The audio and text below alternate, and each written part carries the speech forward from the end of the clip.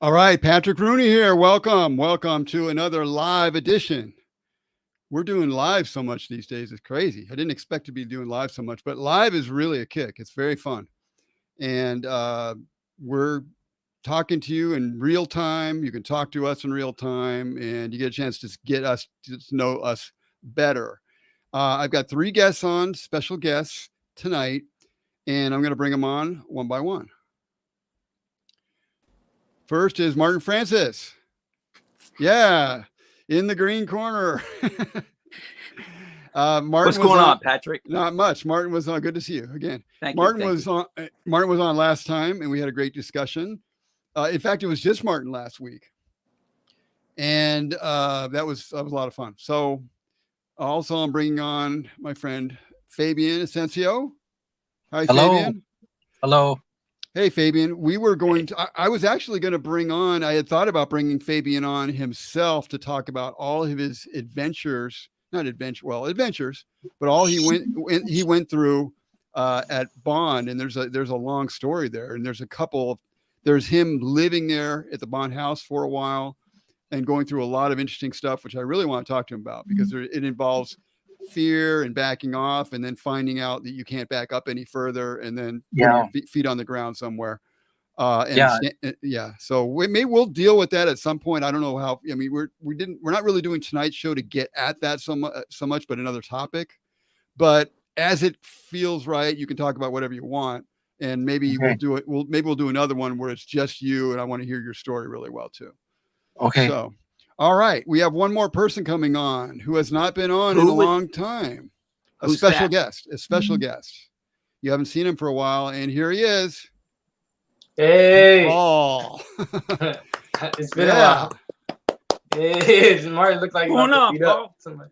Yeah. Hey, man. Paul has not been on in a long time, so welcome everybody. We got a whole bunch of comments all of a sudden too. Yeah. I'm gonna read the comments this time. So. Oh, good. I'll be the moderator. I'm gonna just glance at him real quick too and just see, but this is going to be interesting. I mean, I think it's a little bit of a wild card show because I think I know what I want to talk about.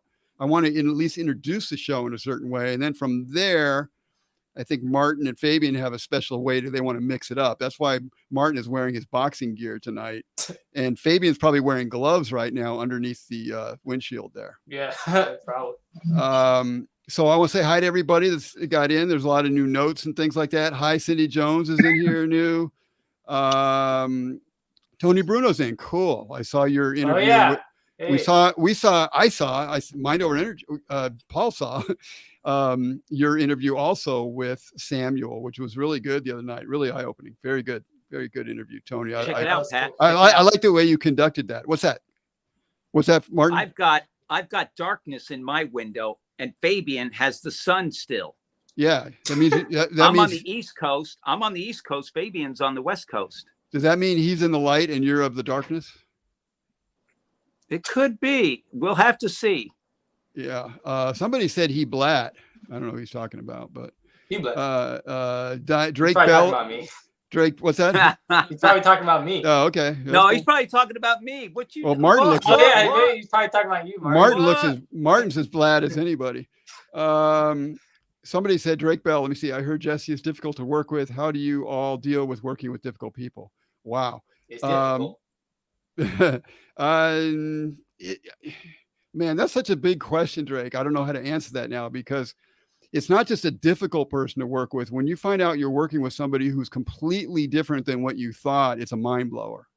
That's a mind blower when you don't realize what you're dealing with. Yeah. Fabian, they're picking on you already. Somebody said, "Oh yeah, what are they saying?" They said you have a 1,000-yard stare. Well, maybe that's a good thing. Yeah, maybe you can. Maybe you can see into the future because Fabian always talks about the future. So maybe he's looking into the future right now. Could be. 1,000-year stare is different than 1,000-yard stare. Oh, that's true. Okay. You're right. You're right. Thank you. The millennial stare is different. I don't normally start the broadcast by just looking at questions, but we're kind of free forming it. So I hope nobody minds tonight. We're having some fun.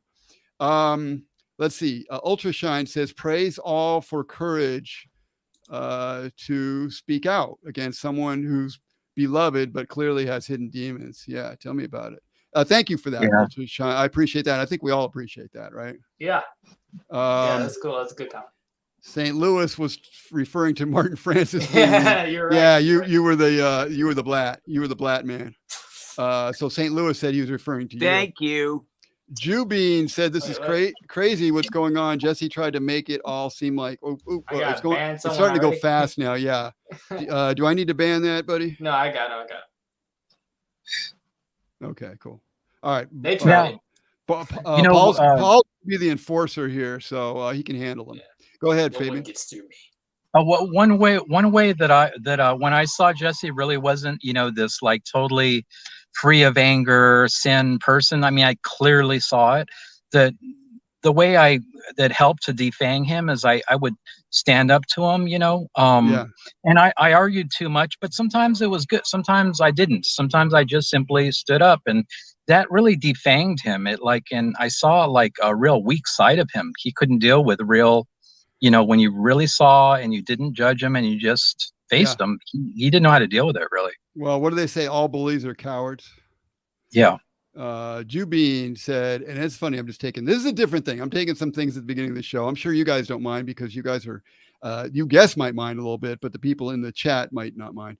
But I'll get to the guests. I'm trying to work everybody in here, right? This is my job. What happened? All right. I don't know. It went weird.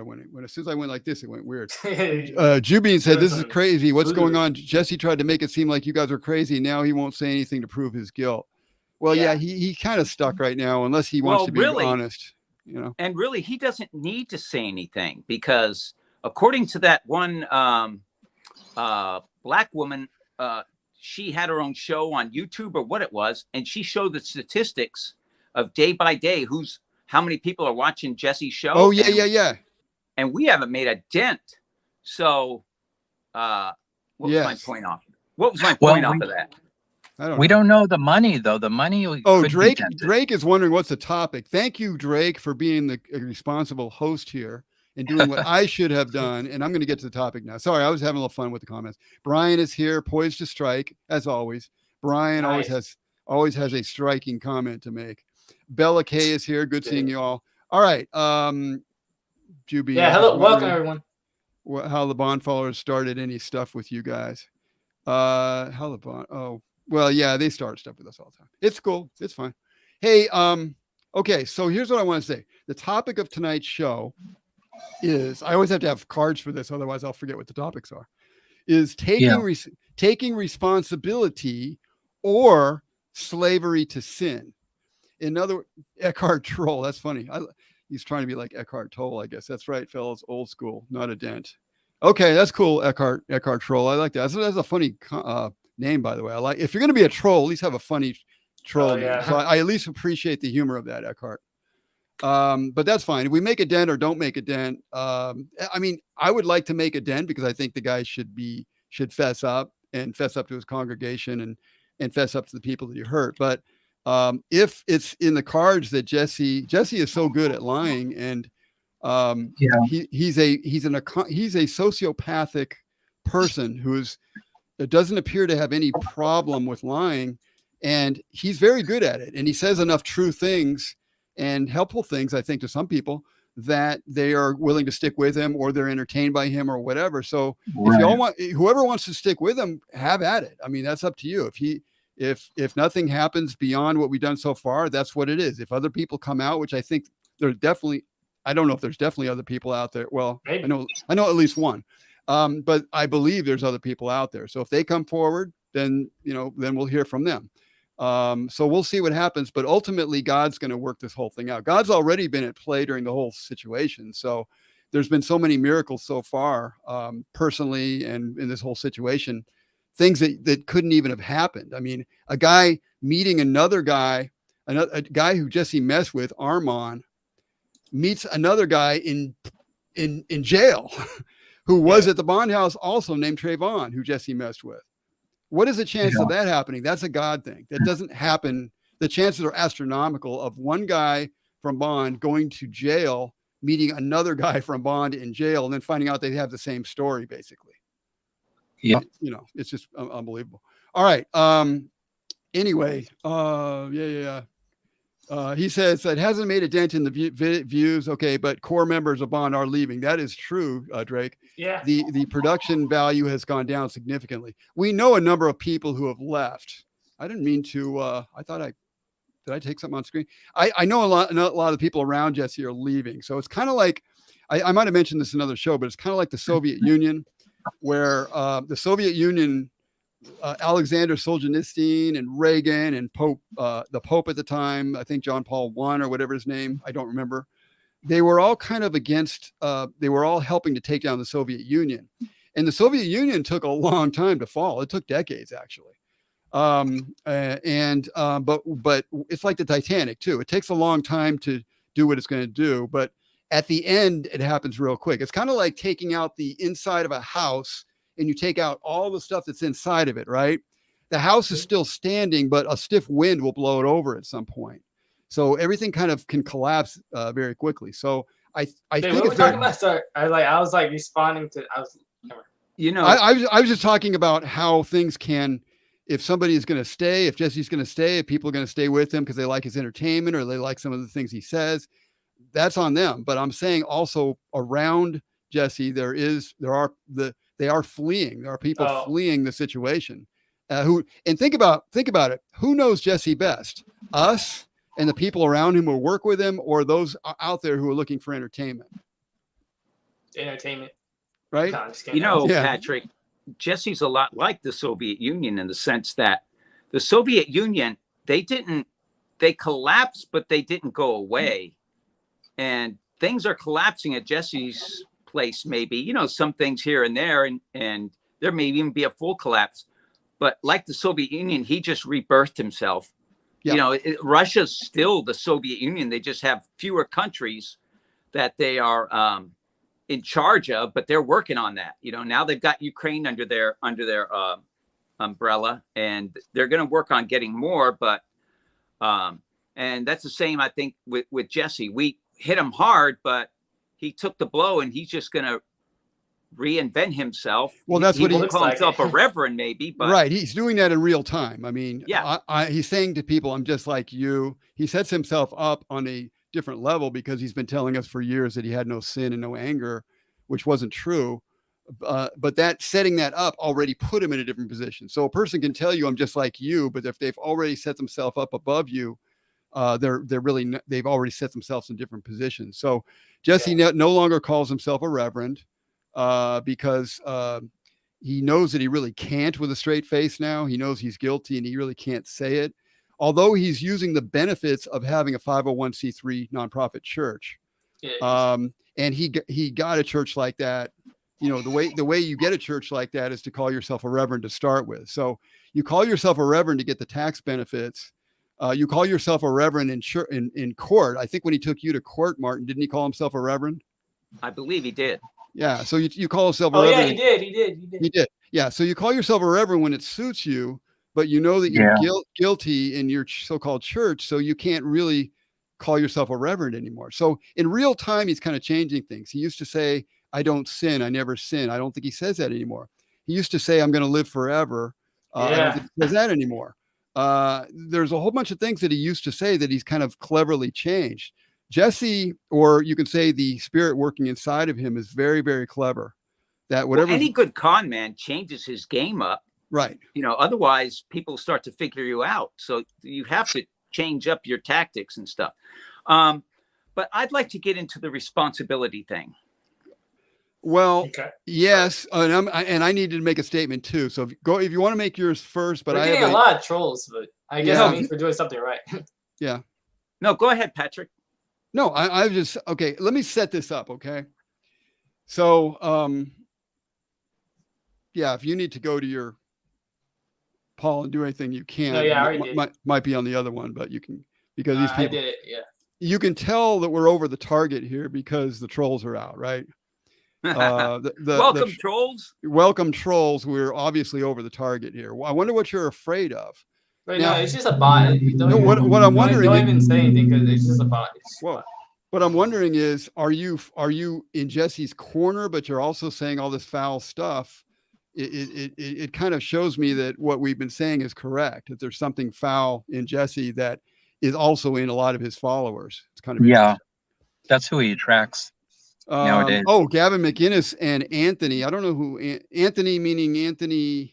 Yeah. Okay. Anthony Kumi. I don't know who that is. Recently, Ultrashine is saying this. Recently discussed the Exposé on their show. Lots of other big YouTubers are commenting on it. Might be good for you guys to try and guest there to further your side. I think we're pretty much open. Most of us here are, Martin, Fabian, myself, the other people that were involved, I think are open to go on shows basically, as long as it's relatively serious. I think Martin doesn't even say relatively serious. You'll go on any show probably. I'm an attention whore. Yes. Tony Bruno says he substitutes the word vices. I'm going to put this up. He substitutes the word vices for sin. That's a tactical move. That's how he tries to give himself an out. Yeah. Exactly. If people don't know what he's really done, you might accept that. If vices is like, I'm drinking too much. Whatever, something pretty light. But when you're doing what he's been doing, it's a lot more than that. And I'm going to kind of get into this now. I got to at least make a statement, and then I'm going to let you roll, Martin. Okay. Thank you guys, and keep making your comments. It says, Brian said, that's kind of funny. Hitler. Brian says that Pope, what does he say? Hitler was Time Magazine's Person of the Year in 1938. Give it time. It's a good point. A lot of people are just well known. They ask people a lot of people. Hitler. He said Hitler was Time Magazine's Person of the Year in 1938. Give it time. Wow. I wonder if Idi Amin was Time Man of the Year too. He was Idi Amin. People who are famous, no matter what, are usually go to the top of the list of whatever. People most admired person of the year, and it'll be like, Michelle Obama or Hillary Clinton or somebody, just because they're really well known. Yeah. All right. Anyway, let me get into what I want to say. Taking responsibility or a slave to sin. So what I have been saying all along is, and I want to kind of clarify that because I come to some realizations last night in some family discussion.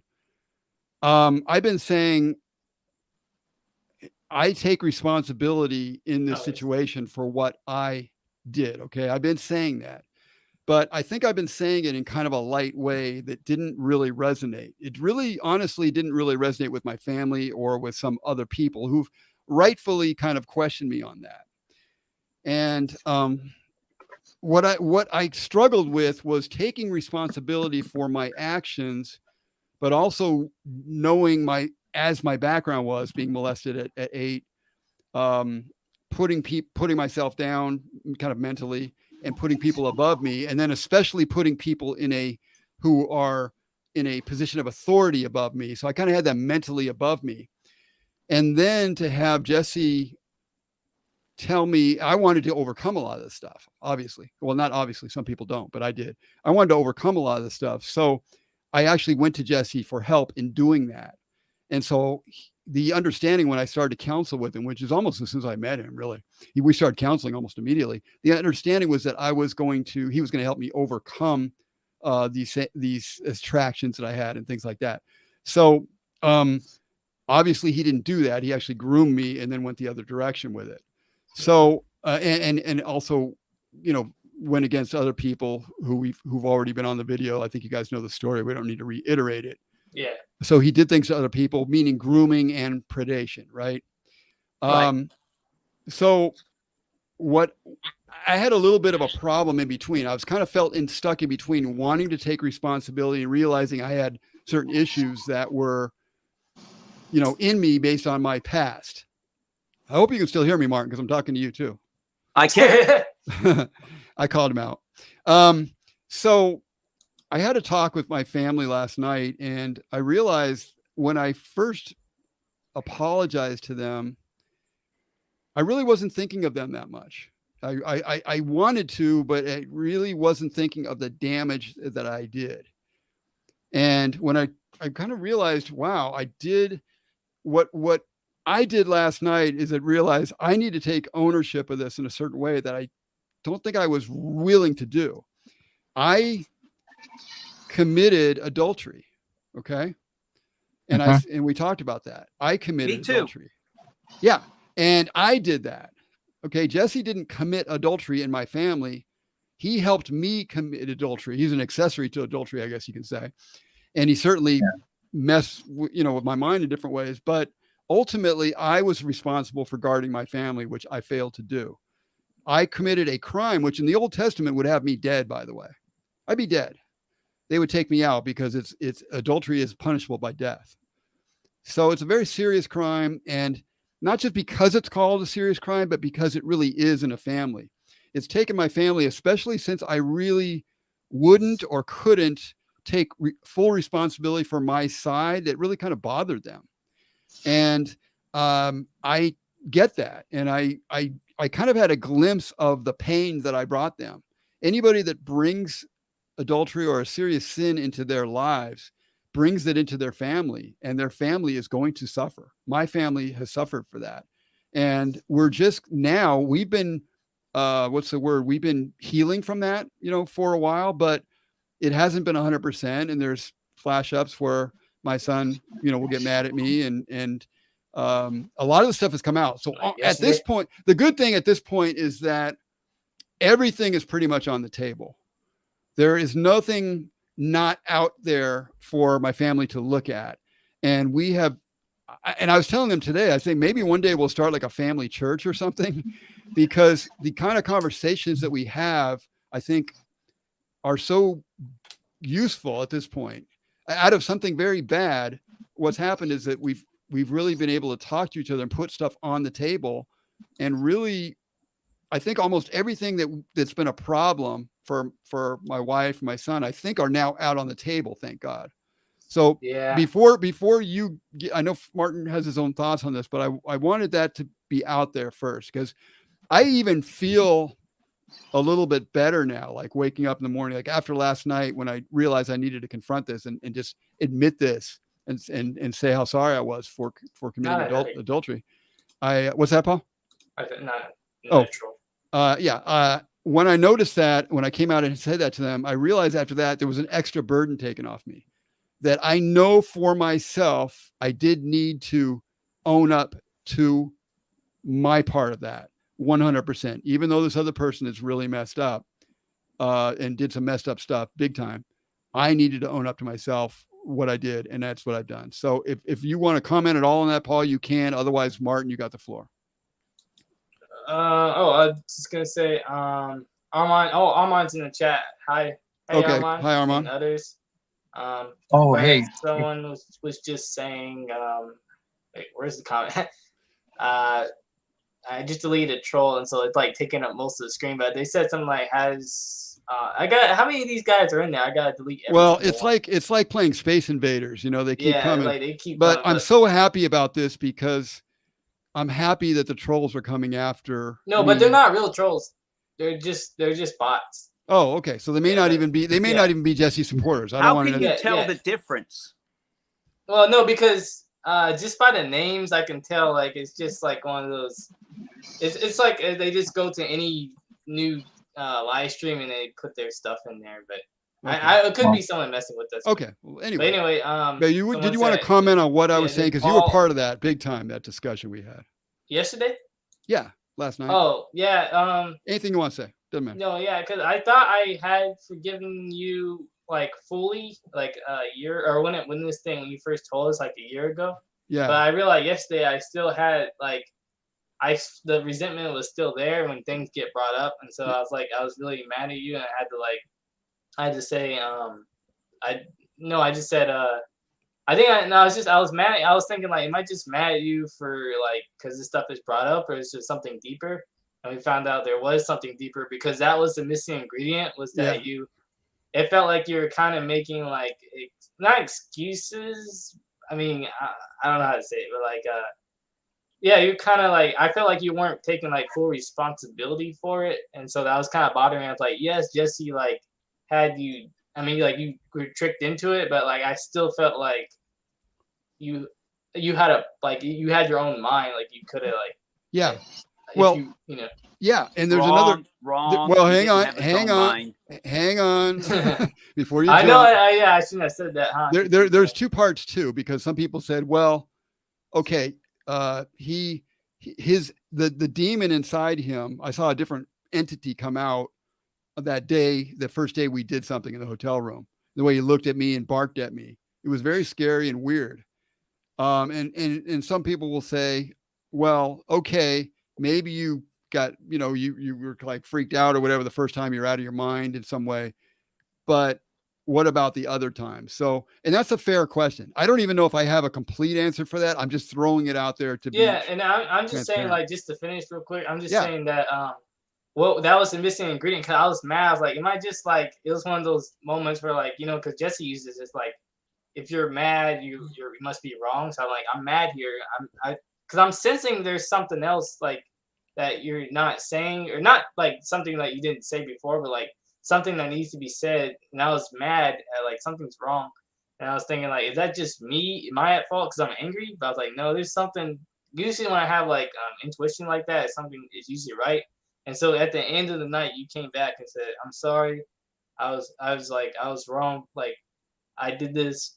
Like, I take responsibility and stuff. I get, like, yeah, he definitely did like a mind control thing. But it was just, I needed to hear that so that I could let some more, I guess, resentment go. And I don't know if it's all gone, but like that was a big chunk of it right there. So.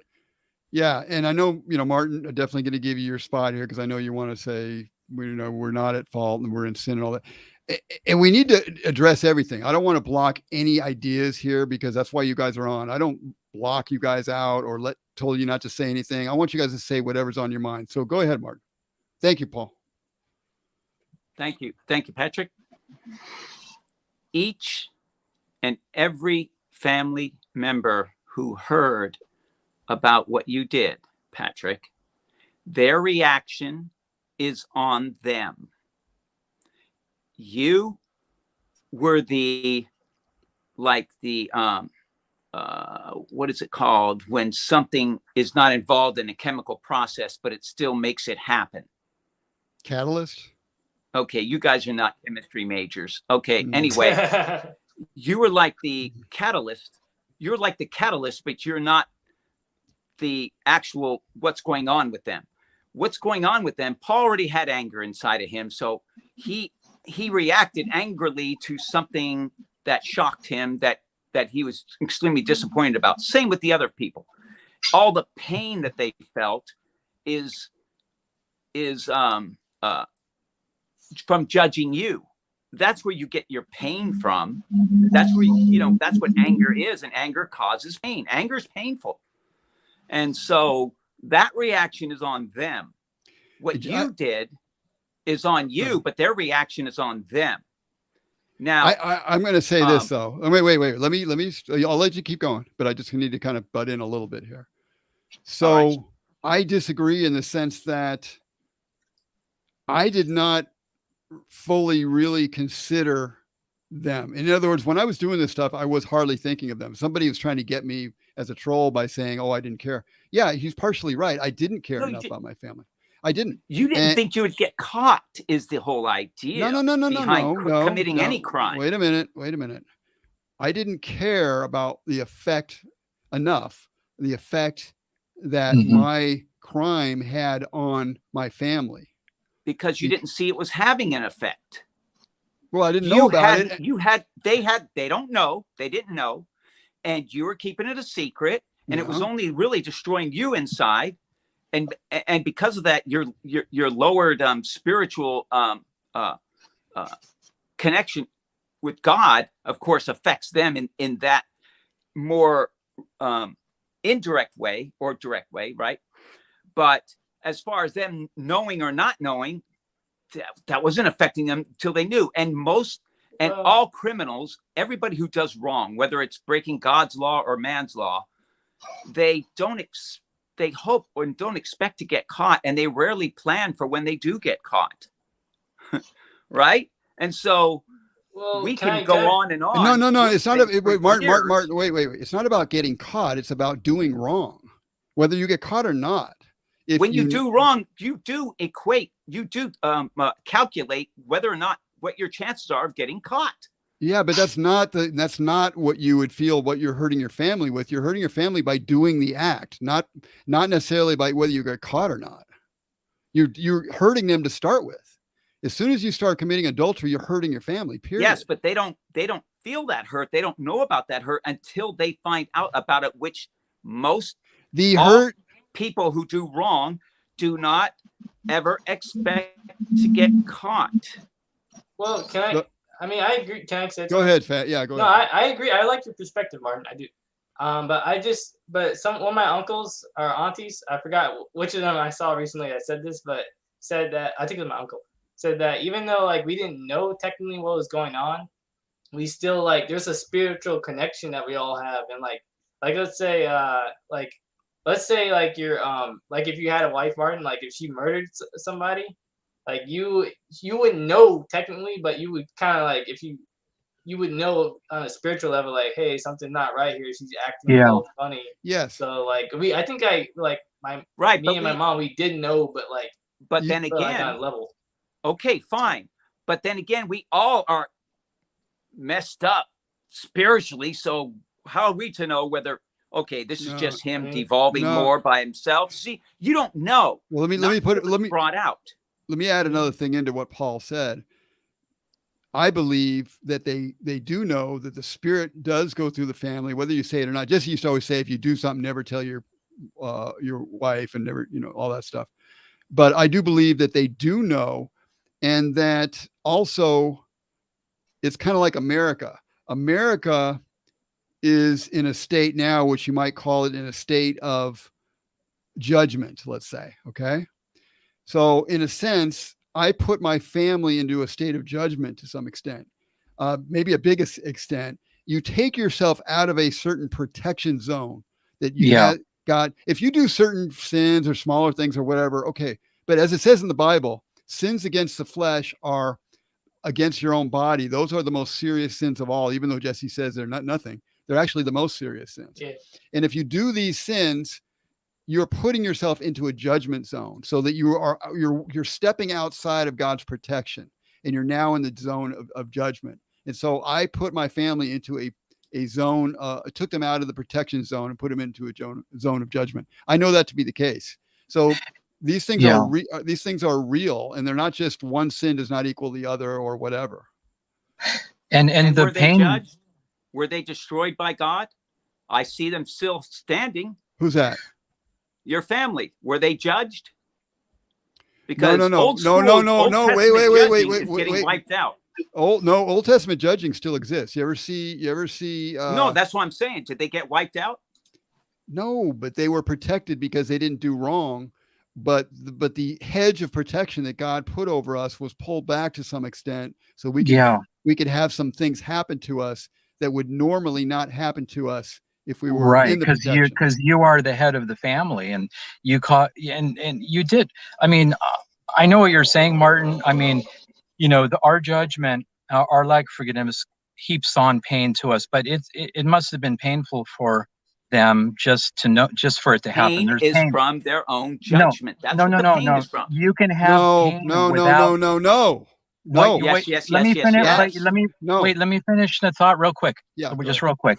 When anybody harms you, someone slaps you, someone cuts you, whatever, or does something really hurtful, you can feel the pain, but you don't have to feel the hate. Roy used to say that all the time.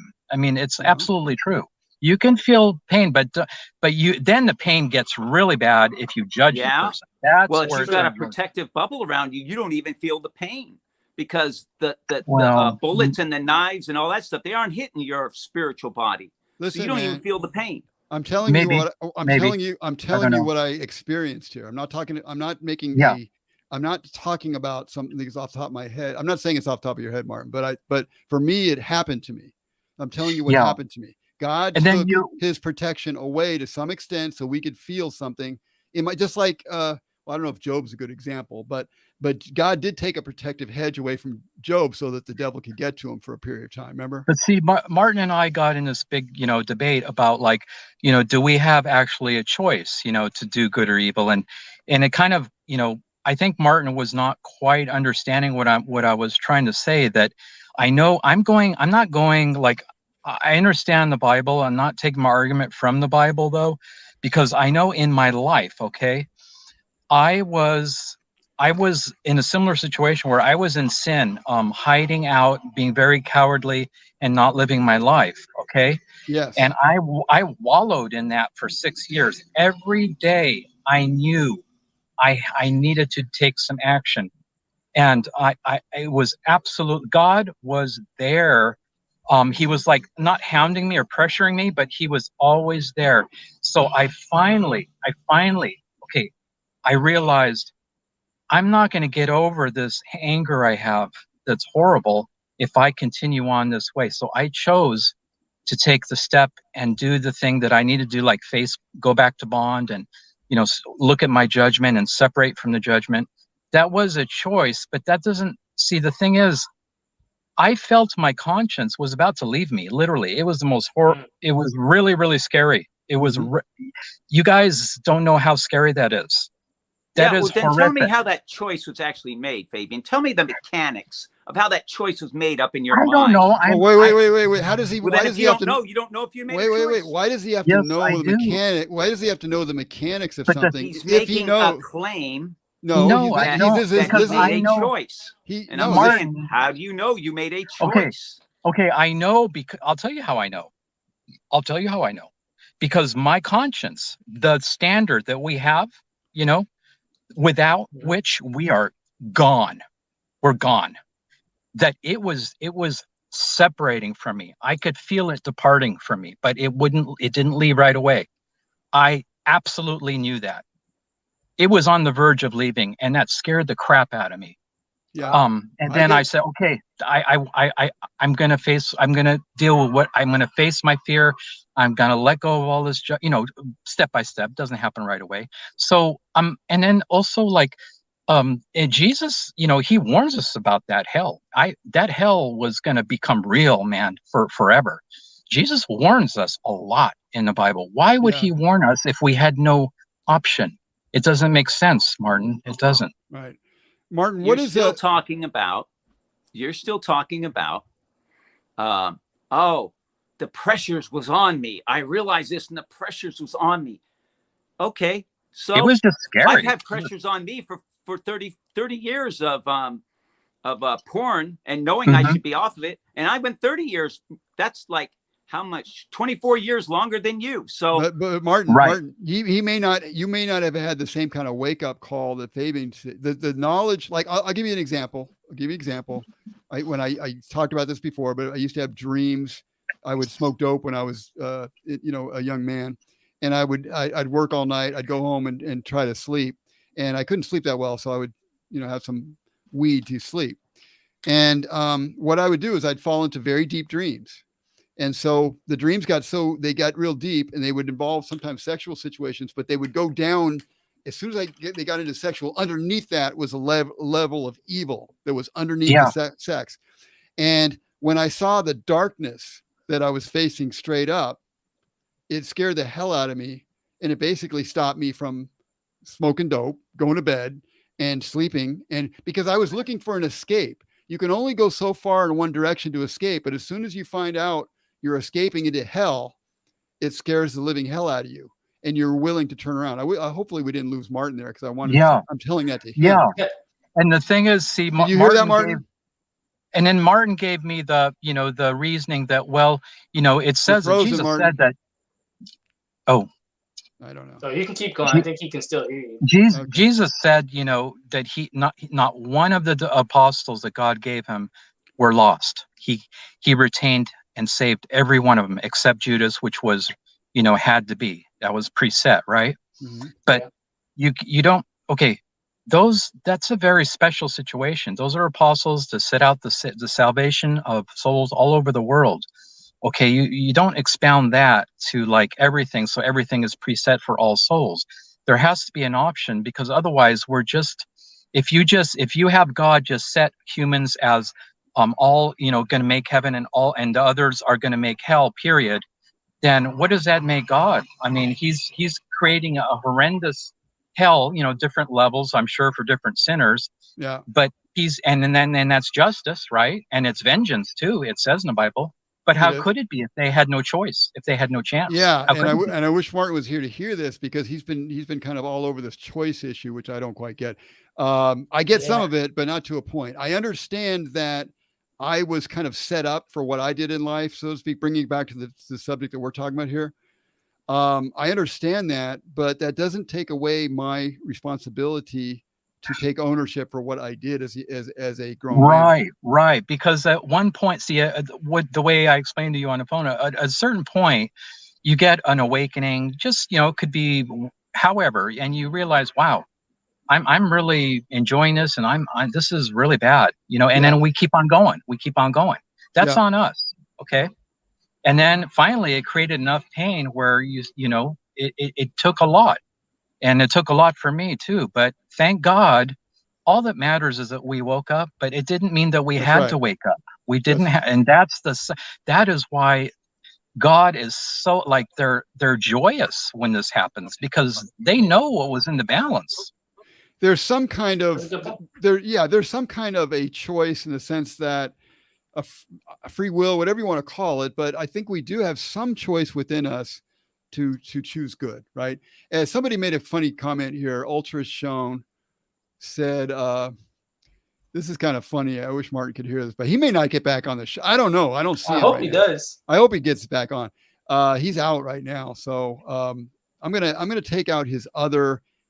I'm gonna take out what I'm gonna kick him from the studio here, because he needs a better. maybe that way he can come back in with fresh.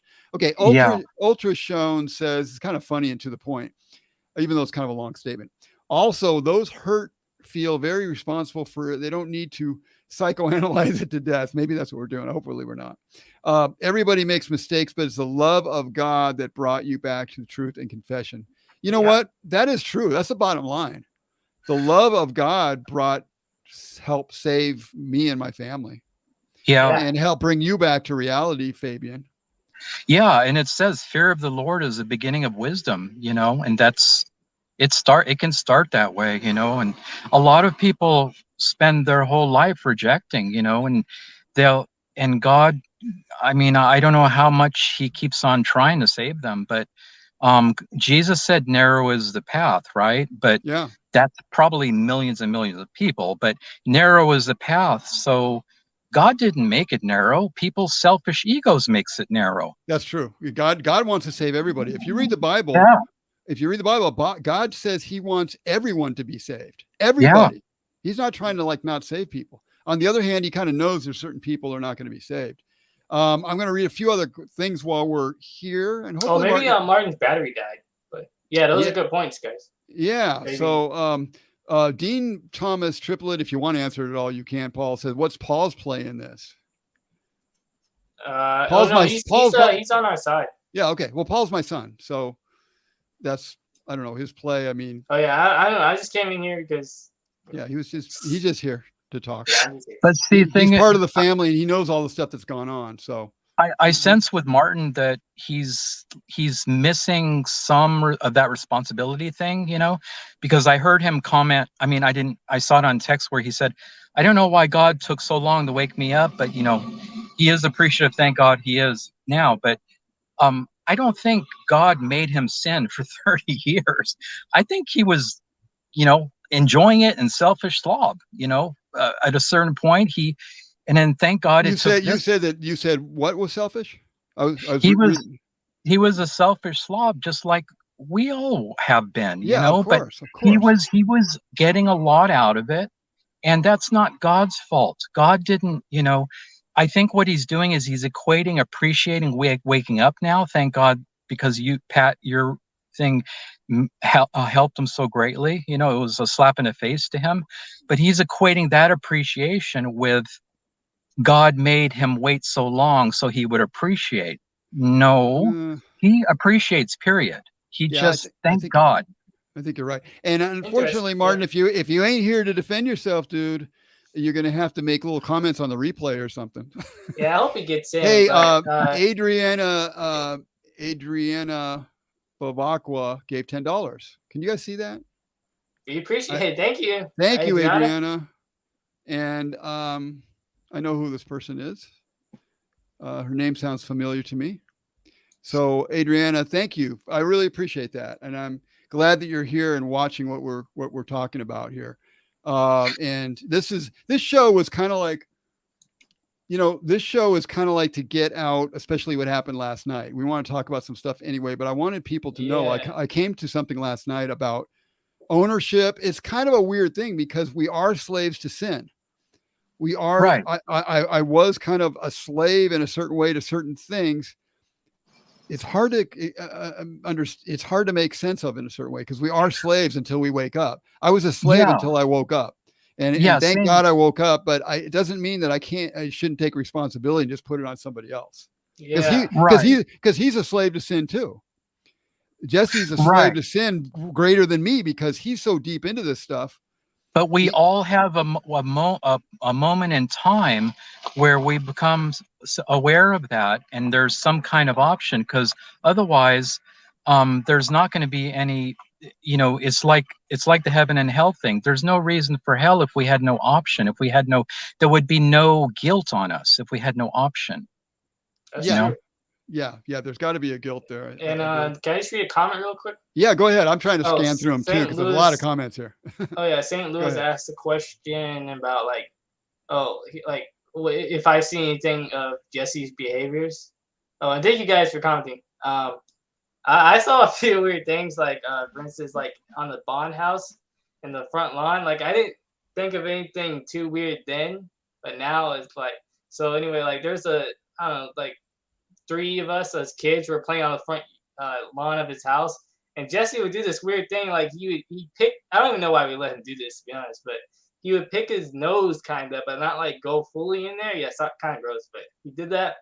And then he would we're little kids, we're 5 or so. He would wrestle with us, and he put his finger in our mouths and move it around. Oh. It was weird. He would do stuff like that, and he would wow. And the weird thing about it is, and I remember that, and he was being overly rough with the guys. He was trying to be macho, and I'm going to teach these boys to be tough and stuff. Yeah. He was doing stuff that could hurt people. In fact, we did something one time where my son here, Paul, was at someone's, we were at the Bond house actually. And somehow you fell, Paul, against a metal thing or something? A metal thing. And you skinned yourself up and hurt yourself. And I remember a couple of the Bond guys were there, and they were just laughing. They were laughing about it. And I'm like, better. There's something that really weird that goes on in people's minds that they lose their consciousness, and everything is about just trying to be tough, trying to be macho, trying to be alpha. And they were laughing, and I just lit into them, man. I was furious. I just lit into these guys. I said, "What?" Yeah, and the other weird thing is I was wondering for a while. I mean, he does this thing where he builds your ego up, and so since I was your son, I thought he was a friend of mine, honestly, but I think it was just because I was your son, but anyway, in church, I remember one time he would always. There's my other friend. I'm not gonna say his name. But he was one of the guys that, he would wrestle with us and stuff. But he would always put him down. And he was actually the son of a guy who worked there, who was kind of higher up there. He would always put him down. And he would say nice things about him. He even said in church, in front of everybody, he would say, the thing about this person, Paul, night and day. He literally called this guy night, and I'm day. Yeah. I wasn't really doing anything special. That's what control freaks do. They pump you up 1 minute, then they tear you down the other, Well, there's also something else here, which is, I think, because I played ball, I was kind of raised up in the church because I played ball, and somebody who didn't have the same issues that I had growing up, that they may have had something was tried on them, but they didn't go through with it like I did. So they weren't ball players. So they were kind of relegated to a different tier because they weren't playing ball. I want to put out something by Brian here too. And it's a fair question. And again, I don't want to dodge anybody's questions, and I'm just leaving people's questions in here. Brian says, considering your soul, talking to me, was broken as a child, did you ever really have a choice, or was it pure compulsion to get pulled into Jesse? Well, good question. The first thing that happened, I think, was just an automatic thing in a way. I don't know that I could have, it just happened to me so automatically. It was it was like somebody's telling you, it's almost like you're given an order by a Marine drill sergeant, and you just kind of take the order in a way. I'm going to do this. And in my state of mind, I kind of just did that. So maybe that first time. Now, other times beyond that, I mean, this thing went on for years. So I didn't have that same like weird fear factor thing. Now, maybe because I'd already did something, it kind of broke down my morality to some extent. So I kept doing something. And then we didn't get caught. So in the back of my mind, I'm thinking, maybe God is purposely not allowing us to get caught so I can go through some kind of teaching experience or some weird thing. I mean, I made up all sorts of crazy things in my head that didn't make sense. Same thing. Yeah. It's the same principle when Jesse's beating up kids on the front lawn. I don't mean, you know, beating them up with his fist or anything, but just kind of like going too much with them. Yeah, like having his and then putting his finger in the mouth, you know, putting in it, doing weird stuff. And I would never, ever allow any other person on earth to do what I allowed Jesse to get away with. Yeah. I mean, I would just grab the guy and said, stop, you know, you're not going to go any further. This is crazy. Settle down. But because it was Jesse, another situation, there was a woman that Jesse was going to get married to at some point. They were engaged to be married. And I remember they were at a party, and it didn't happen. The engagement was called off, but they were at a party, and Jesse was kind of like playing, like kind of pushing her around. Like he was going too much. Again, he was going overboard. And I remember she looked at me, and another guy was one of Jesse's right-hand men that's still there and protecting Jesse in every way right now. Yeah. And she looked at us like he had this look in her eye, like, help me, because Jesse was acting weird and he was going too much. And because it was Jesse, again, I let it go. There's so many things that because it was him, I let go until it got to be too much. And I started waking up. And when I finally woke up and said, stop, this is done. We're done with this. And then he kept pushing it. Right. Somebody's trying to reach me. Probably Martin. He kept trying to push his stuff, and he actually physically kind of came at me and kept trying to do stuff. And that's when I finally straight arm grabbed him by the throat and said, you're not going, you know, no, you're not going any further here. And that's when I had enough was enough. And it's, I don't care who he was. He went past a certain zone where it's like, I kind of just woke up to it and said, no, I don't care who you are. You're not going any further. Let me take this off the screen. I'm sorry about that. I left it up there. Everyone, St. Louis said everyone has self-control. Well, to a point. Again, if you've been in certain traumas and you have certain things going on, you develop something where you don't have all of your faculties in a way. It's kind of weird, but that's the case until you wake up from it. And again, I'm not trying to dodge responsibility here at all. Because I realized how much I hurt my family. So I'm responsible. But yet I wasn't playing like with full power. Let's put it that way. With my full, I think none of us do, right, Fabian? When we're in sin, we're not playing with our full capability. Right. We become captive. But then I think the only real choice for good we have is to want salvation, right? And then then we get on the path. So, because I see with my life, like now whenever I make a choice, it'll be like for a wrong thing. Like I'll get a thought about having some extra food after I already ate dinner, and it's a thought, and then I'll go. So I just made a choice to do that. I didn't have to do that, but so now I'm becoming a lot more aware of the, the darkness that works through the ideas and thoughts. So I know eventually, God willing, I won't have to make any choices, but I feel like whenever we do good, we're not like choosing to do good all the time, all day. It's just natural. It's natural. But when I do make a choice, it's for a selfish thing, So, because Mark was saying he kind of had the idea that I'm making a choice for good, making a choice for bad, and it's very prideful. It's not like that. It's just. I'll give you an example, Fabian. I'll give you an example. I believe, again, I could be argued with on this, but I believe I had a choice. Like I have a tendency to eat too much. Okay. Yeah. You know that. Thanks, Paul. Me too. Yeah. And I've always kind of used food as kind of a comfort type of thing, it's a means of happiness. It's kind of a means of false happiness, right, kind of way. And I've always kind of used it that way. But I noticed the other night I had a choice. It seemed like I had a choice there did I really need to eat more, or could I back away? And I could have backed away. I could see that I Right. could have, but I didn't want to. And Right. I kept eating. Right, Yeah. exactly. Exactly. I noticed that about myself the other day, just eating something healthy, cashews. So what did I do last night? I saw the same idea and I just let it go and I didn't do it. So there's the Yeah. example, you There you know. go. Yeah. There you go. And I Yeah. don't know. I'm not that into, and maybe I'm just not deep enough or whatever, but I'm just not into the whole discussion yet about what is choice and what isn't yet. I feel like God will show me if he wants to. Yeah. And yeah. You know, go ahead.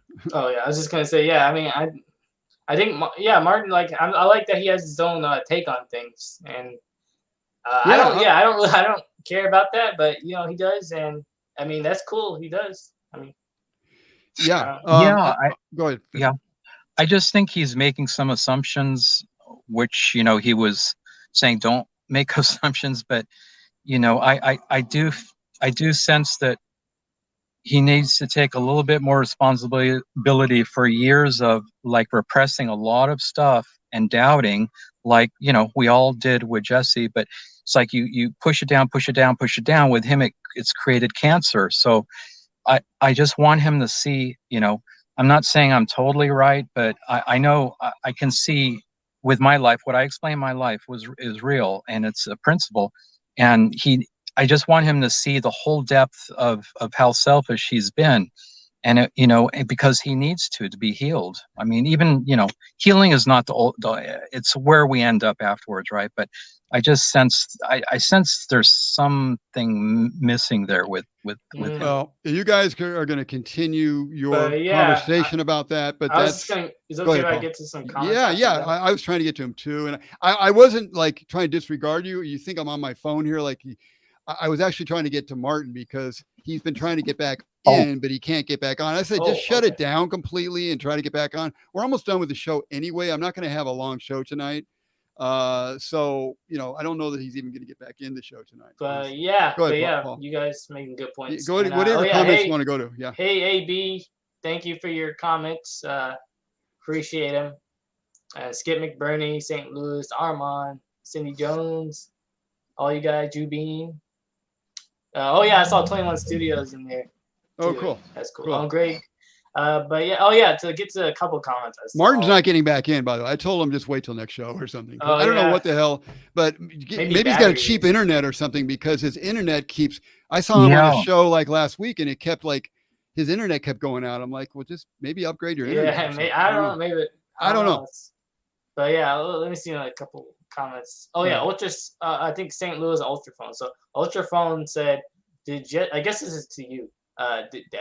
Did Jesse ever explicitly discuss living a double life as a closeted homosexual with you, or was it just kind of an unspoken thing once the random acts were over? Yeah, Jesse never speaks about himself. It's always about others. So you can never talk to Jesse about anything. You can never correct Jesse on anything serious. He will just throw it back on you. Jesse is very uncomfortable talking about himself. That's why he never like said it in like the phones, like no. He never even admitted that what he was doing was off in any way.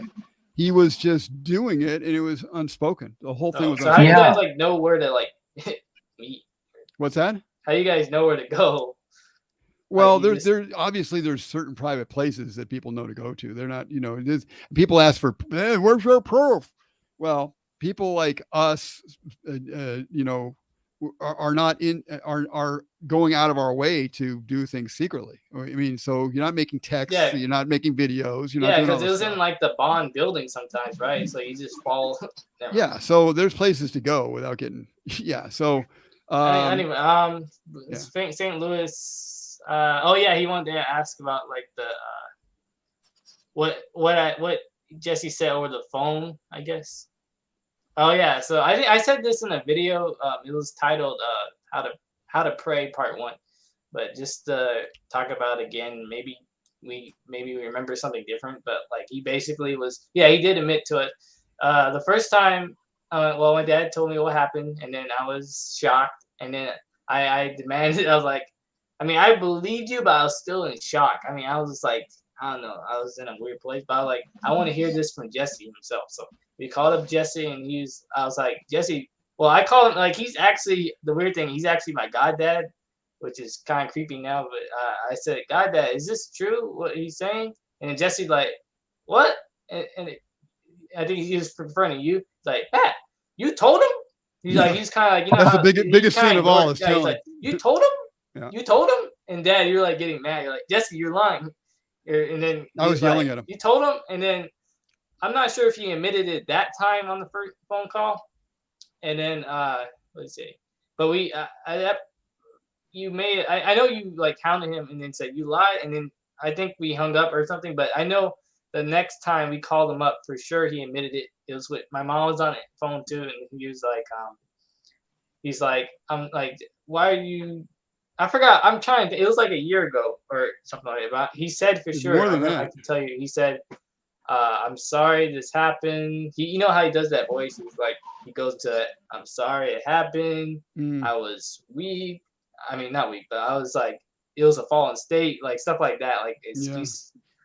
He said, "I'm sorry you had to hear it." No, what he was saying was really sorry you had to hear about it. Yeah, really. Not that I did it, that you had to hear about it. Yeah, he said, sorry you had to hear about it. I think, did he say, I'm sorry too? Like, just maybe. Just say, yeah, he said, I'm sorry, I got to hear about it. And then I was trying to tell him, I was very, like, still looking up to him. I don't know why, but I was like, he's like, you guys, like, all my friends are leaving me.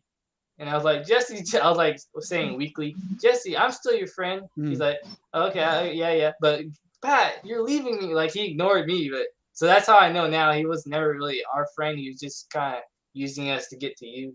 Well, Jesse also, if you remember that when he was supposedly called out on this, he kind of flipped around and used some of the phone calls like a little counseling session for Paul somehow. Oh yeah. Because you're angry. And he's like, well, don't be angry. And you know, this and that stuff.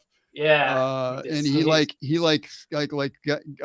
kind of like changed the subject and went back to counseling. Yeah, because I was saying like I'm still mad or something. I forgot. I said something like that. He's like, well, you know, you have to learn to overcome that. Like he used that to avoid the question what we were talking about. Yeah, it's perfect. Yeah, it's his reset position always. You know, and that's why he doesn't really stand a chance if he remains in bond for his salvation, because he's like totally sucked into that, but I don't even know if he has a conscience left. I don't know. He has a real good phony conscience, which most people do, and I think he's bought it hook, line, and sinker. Oh yeah. I do. He wouldn't be able to do what he's doing if he hadn't sold himself on this already. Yeah. Oh yeah. One thing I forgot to mention, like, that's not like the sick thing is like, I mean, my mom that like did so many things for him. Like she was part of like, there was a Bond Academy thing that we had that had 4 students. I was in it, one of them, and it was good, except that he wasn't really a part of it. He was like, he called himself the principal, but I mean, that was it. We didn't really act bad, so we didn't really need him. But I did one time, he read like some Up From Slavery book, and then he had us do an essay on it, and that was what I remember. But what the thing was, my mom did like so many things for him. She helped with the event. She put things together. And then the sick thing is she was on the phone, and then she was like kind of like, why do you do this? And then his response, like, you would think he would say, oh, I'm sorry. His response was, well, they're grown men. Like, he doesn't care. Like, that's what your response is after she helped you all this time.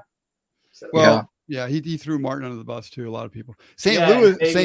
I'm going to run through a few more comments, guys. We're going a little over an hour, and I'm not going to hang on long with this. Martin is gone for this show. Sorry, Martin, but whatever he did, he's had problems from the get-go. Almost every time not every time, but a lot of times I have Martin on, he has like technical issues somehow.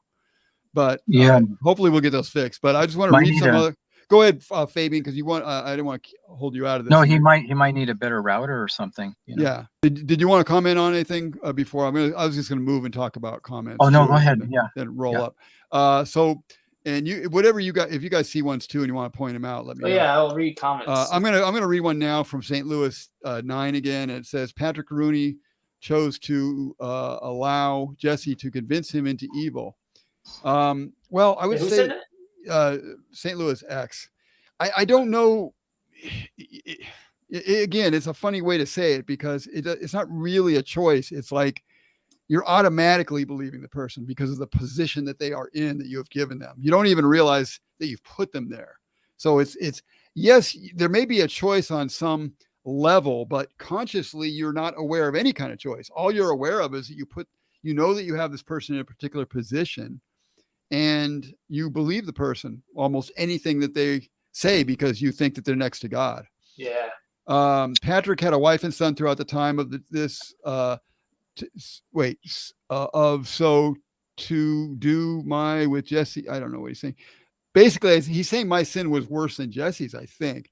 I would say that the way that Jesse used people, lied to them, used his position as a minister and a counselor to pretend that he was helping people spiritually and then pull them into knowing he knew what my particular sins were, the things that I was messed up with, and using that against me, I think is absolutely sick.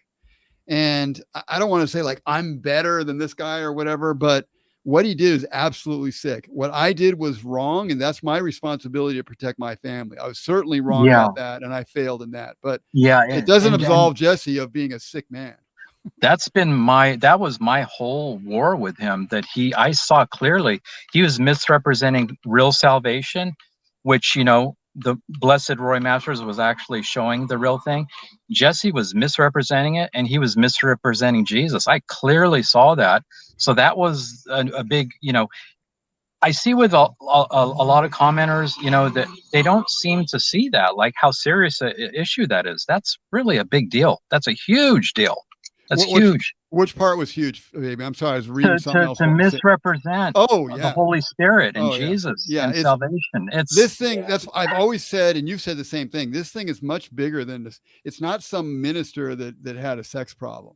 It's way bigger than that. No. You're talking about a guy who is so, I hate to keep using the same words of sociopath or whatever, but he's so into evil. The evil has such a hold of him that it's almost indistinguishable from him. And it's able to make him say things that sound really wise and sound really close to God and all this stuff. And it's just like, at the same time, this guy is like a total psycho. Yeah. And to be honest, I mean, like people have said to me, well, why don't you go after this minister or that minister? Well, I happen to be, I gave a lot of money to Jesse, so I felt responsibility. That's why, and also, I mean, there's a lot of ministers. It's really the devil talking, but he's just using biblical words and they're not even aware of it. That's very common in churches. But Jesse's better. But Jesse's much more effective than most, because today there's people probably listening right now that want spiritual content in their lives. And Jesse, getting that from Roy Masters and so on. And then Jesse using the questioning thing. So he brought people into he made it interesting for the congregation. No one could touch him.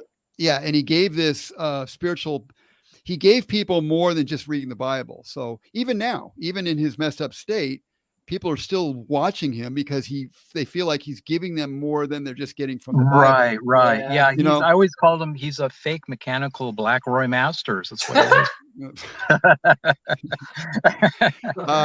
Roy was a real deal, and he's a fakery. It's but really he's good at it. He's a very good actor. Very good actor. Yeah. Oh, he is. Okay. Skip McBurney said, and again, people are helped. I'm not saying people aren't helped. They can be helped and are helped, because if you tell them some truths, they can forgive their mother, or they can, whatever. I was going to say something about that, but I'll wait. Go ahead. No, I'll wait. Okay. I'm just going to say, Skip McBurney said, the people close to you can sense a change. I don't know if is he talking to me? If you are, thank you. I definitely am nice changing. To see you, Skip. Obviously I'm here with my son. My son will tell you if I'm not changing. No, yeah, he's responding, I think, to what you said. Yeah. And I think, thank God has made a big change in me since this stuff started coming out, and it hasn't been finished, but some of that got completed last night when I kind of took that final step. Yeah, you changed a lot since, because you can't used to come home like in the early bond days, 2005, and between 2005 and 10, or even maybe longer. But you as Fabian pointed out, you had like these dark circle things on your eyes, and I think like Fabian pointed out, those were like darkness you were hiding because of the sin. Oh yeah. and Yeah. stuff. So that cleared Yeah. up, and you don't come like you're not angry like you were before. I think because you took on some like Jesse traits, and so Yeah, you maybe got maybe much I was better. guilty. Maybe I was guilty for what I was doing too, and that anger, that sex, that spirit of sex that gets in you can bring anger with it too. There's an Oh angry, yeah, for yeah. sure. It reinforces it. Yeah, and I just want to say, I know we got to be careful not to judge Jesse, but he Very is a much real so. he is a real scumbag. I mean, these are the lowest of the low people. I have more respect for out and out robbers, thieves, and whores and whatever, because you know what they are. You know what they are, and shame on him. And but I mean, God will have his way with it. He could do wonderful things if he really admitted. He could do awesome things. You know But what? I agree. And the level that I've taken responsibility for my family here is starting to help guard me more against being mad at Jesse. It's yeah, already being pulled away from me little by little, but even that gave me more, like something that gave me the understanding that I'm in charge of my family here and I'm responsible. Even that gave me more whatever to not want to blame, I guess, to take away the blame of somebody else, That's good. Yeah. Jubin says, Paul, you are such a strong young man. You like that? Huh? I know you must have been difficult for your children. You children can be cruel, and you and Patrick are strong guys. This has been a Well, really weird, and thank you for that, Jubin. yeah, I'm we sorry. appreciate it. Yeah, we I appreciate it, you being I don't know if well, I can't speak for myself. I mean, I don't see myself as strong, but like everyone that gone through this, like we're praying for everybody here, and I think, I mean, I'm sure everyone here like forgives Jesse, right? We just don't like what he's doing.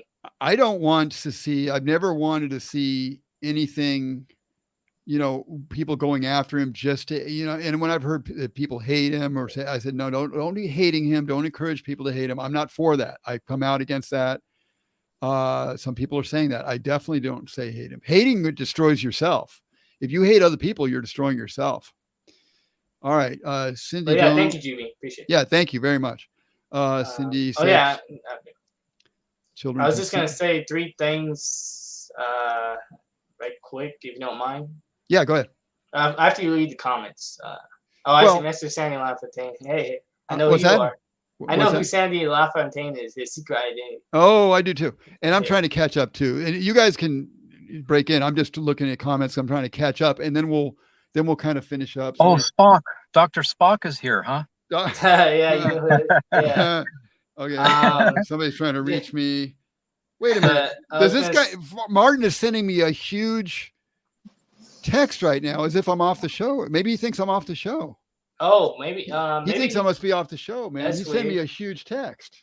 I can't read, and I'm not a what do you call that? A multitasker, buddy. Yeah, but amen, Brian. I see your comment. And but like Jesse likes to get. You know how he likes to get. I'm not really trying to hate on Jesse. These are just kind of like stories that like after the fact you find kind of like just weird. Mhm. But Jesse likes to get you like he likes to buy you over a little bit because like when I was a kid or like 10 or so, he bought my piano classes and like it was like $60 a month and he bought it every month. And I thought he was just being friendly, but I did didn't too. know, I thought that was real nice of him. yeah, I didn't know this was because you and him like stuff was going on, and I really thought he was like a friend. Like I thought he was being nice, but like because when we brought on the latest phone call with him, I said, and he didn't he apologized kind of. He would say like, after all I've done for you, all the money I spent, like you're gonna really bring that up? That doesn't compare to what you did. Yeah, what you've done. Like, and it works both. It works both ways too, He because said that? yeah, He said, oh my gosh. after all I've done for you. right. So obviously he thought Has nothing to do with it. Nothing to do with it. He thought he was buying Yeah. off your silence or my silence. Michael Rubino says, I agree. JLP could have done great things with Bond, but with these actions, he will have his judgment day when he comes to face God. Yeah, unless he gets right now with God before he dies, I wouldn't wait around if I were him. I'm going to tell something. I got to tell Martin I'm still doing a show. Oh, yeah. Still we'll have to get you in next time, Martin. show. Too bad you. Your phone died. Yeah, we'll have to do another one because he kind of got cheated out of this, huh? Well, I got to do my you points. guys might have to do your own show if you want to argue about this choice Yeah. thing, because I'm not that into this choice. I mean, if God wants to show me something's a choice or not, have at it. But I only care about stuff when it matters, when I really see it mattering in my life. Right. Well, I did make the comment too that, like, you know, well, maybe I'll hold off because he's not here to defend himself. Yeah, so, okay. leave him alone, man. You're piling on. Let's read some comments. Brian is saying Martin still has dial-up. Ha ha ha. Yeah, I don't know. He got to get with the 20th century here, 21st century. Mr. Sandy LaFontaine is here. Hello, Mr. Sandy LaFontaine. But money can't buy me love. All right. Marlon said Martin didn't bother to go to live chat. He chose text. Yeah, Fine. That's right. Yeah, Skip. Cindy says, Skip McBurney. Yes, he needs prayer. We all need prayer. Yeah, amen. If it's not for prayer, either done by me or done by others for me and my family, I don't know where we'd be. Like, you know what I mean? Like, God chose to wake us up. Fabian, he chose you at a certain time that he's going to wake you up. That I don't think that's our choice to wake up. I think God wakes us up. I don't think we choose to wake up. Really? We might want to wake up, but I don't think we can choose to wake up. That's one part I would be with Martin on. But don't you have to, I mean, so in other words, you think that you had no choice to turn to I mean, do you feel like you had any choice at all at any phase of this? Or? I don't know.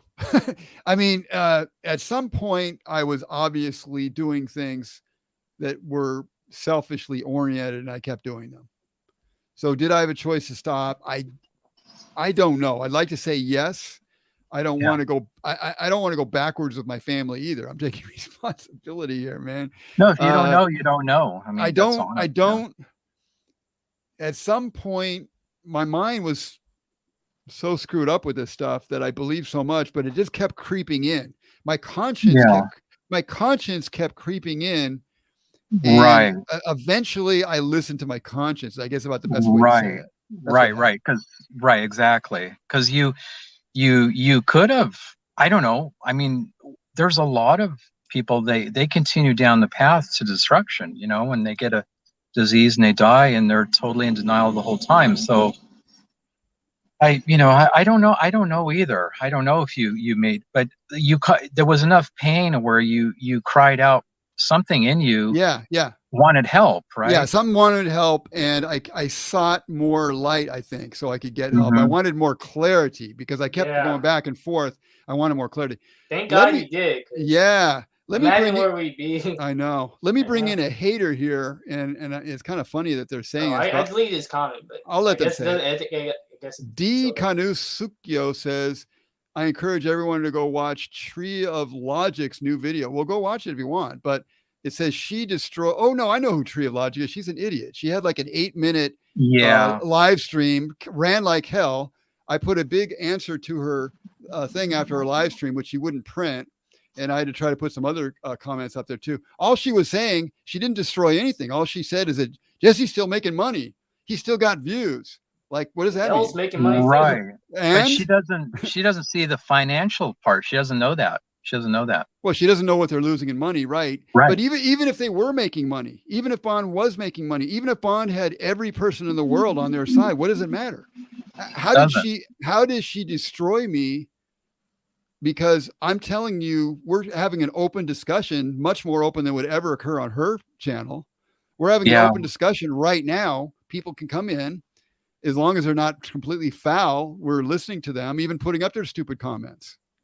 So yeah, I mean, she's really emotional. You're hearing the thing right now from us. What are they going to destroy? There's nothing you can destroy. Yeah, this is not a popularity game. This is not a views game. Somebody's popping in here. This is life. Is this Martin? Death. Wait a minute. Somebody just popped in again. Who the heck is this? What if it's just like some random guy? It could be. I'm going to put him on for a second. What's up, guys? Who's this? Dukas. How did you get in, Dukas? Bro, you got me, bro. I had no clue. Why? What do you want to say? What are we talking about? Oh, you don't know what the subject matter is? Well, I kind of have a clue, but what would You probably hit the wrong button to get on. I'm wondering how you even got. Do you know us? That's funny. Yeah, I know you guys. Oh, Look, he's smoking a cigarette. so how did you? How did you get in? Right How now. did you get in? I don't even get it. That's funny. I know, dude. It's crazy how the internet works, man. Okay. Well, anyway, what did you want to say? Just go ahead if you want to make a comment or whatnot. You're on. So. Oh no, well, yeah, no. Aren't you guys aren't we talking about Jesse, right? Jesse Yes. Lee Peterson? Yes, we are. Yeah. Let's go. Okay, I'll leave you on. We've been for a little going, bit. man. I mean, yeah, we've already got. I'll leave you on for a little bit. Smoking Wait, Lord. How'd you get in Hey, here? man, Get hey, rid man. of this. You guys Hey, are get rid of drinking this with the guy. dragon. We're missing out, I guess, man. You look like you're having a lot of fun over there. Wait, how did you get the code? You guys are drinking with the dragon right now. You guys Oh are drinking man, the dragon's gonna drink me under the Wait, table, I man. thought- I'm not I thought gonna the try link to was private. compete with you. Well, Take I'm two happy to- meditations and then get back with us, okay? Yeah, that's funny, man. Oh, yeah, no, I can put on a shirt. I can put on a shirt right now. Here. Well, you can, Wait, you don't have to. Wait, Dad, I thought you made the link private. How did I don't know. I mean, I meant to certain people, but somehow he got a hold of it. Man, that's kind of scary. Maybe he's a hacker. Or something. what did Wait. Jesse just popped on? What? No, What you do- I'm there. No, I've been there. I gotta leave you, man. I've been there. Wait. Right there on Jesse's church, right there next to that 7-Eleven, and there's like a Right. bar shop or something. No, Okay. I've been there. I've seen you guys. You guys don't recognize me? You guys don't recognize me? No. What? Your name is Duke or Drake? I can't see your name here. Lucas? Oh no. Well, you could call me a social dystopian as well. Okay. I don't Have you think I know. heard about have you heard about the Colin? social dystopia? No. You never heard Well, of this? let's not go off on Yeah. a tangent. Yeah. But anyway, let me do this because you guys kind of broke in here, so I was going to give you a chance if you wanted to say something. But if not, I gotta let you go, man. Drake Bell Yeah. said, wait, Martin. What? Martin put the code out on public. Martin had the code in his latest video. That's what Drake Oh, Bell no wonder. said. Oh, I see. No wonder you Wait, got on. I Drake's- thought you were doing Martin- something funny. Martin, you just put out the code on the internet, man. Wow. All right. I got to let you go, man. But if you, but thanks for being there. It's funny that you saw what did you think of Jesse's church? Do you like his church or not like his church? Well, I have my own things, but I mean, I definitely know that he's not fucking boys or fucking guys. Hey, man, you can't talk like that on here. This is Oh. like a family show. My son's here and everybody. Oh, my So, bad. Yeah. So you can't say that kind of stuff. But trust me, he did stuff with me for 10 years. So I'd have to be crazy to make that stuff up. I mean, I've got my family here. There's no reason I would say that stuff. Yeah, they're not underage, but it's still a horrendous thing to misrepresent, and lie to people and collect a lot of money doing it. And Yeah. I mean, Yeah. everybody has their own shtick. I mean, you can't get mad at it. I No, mean, let's say everything you say is right and correct. I mean,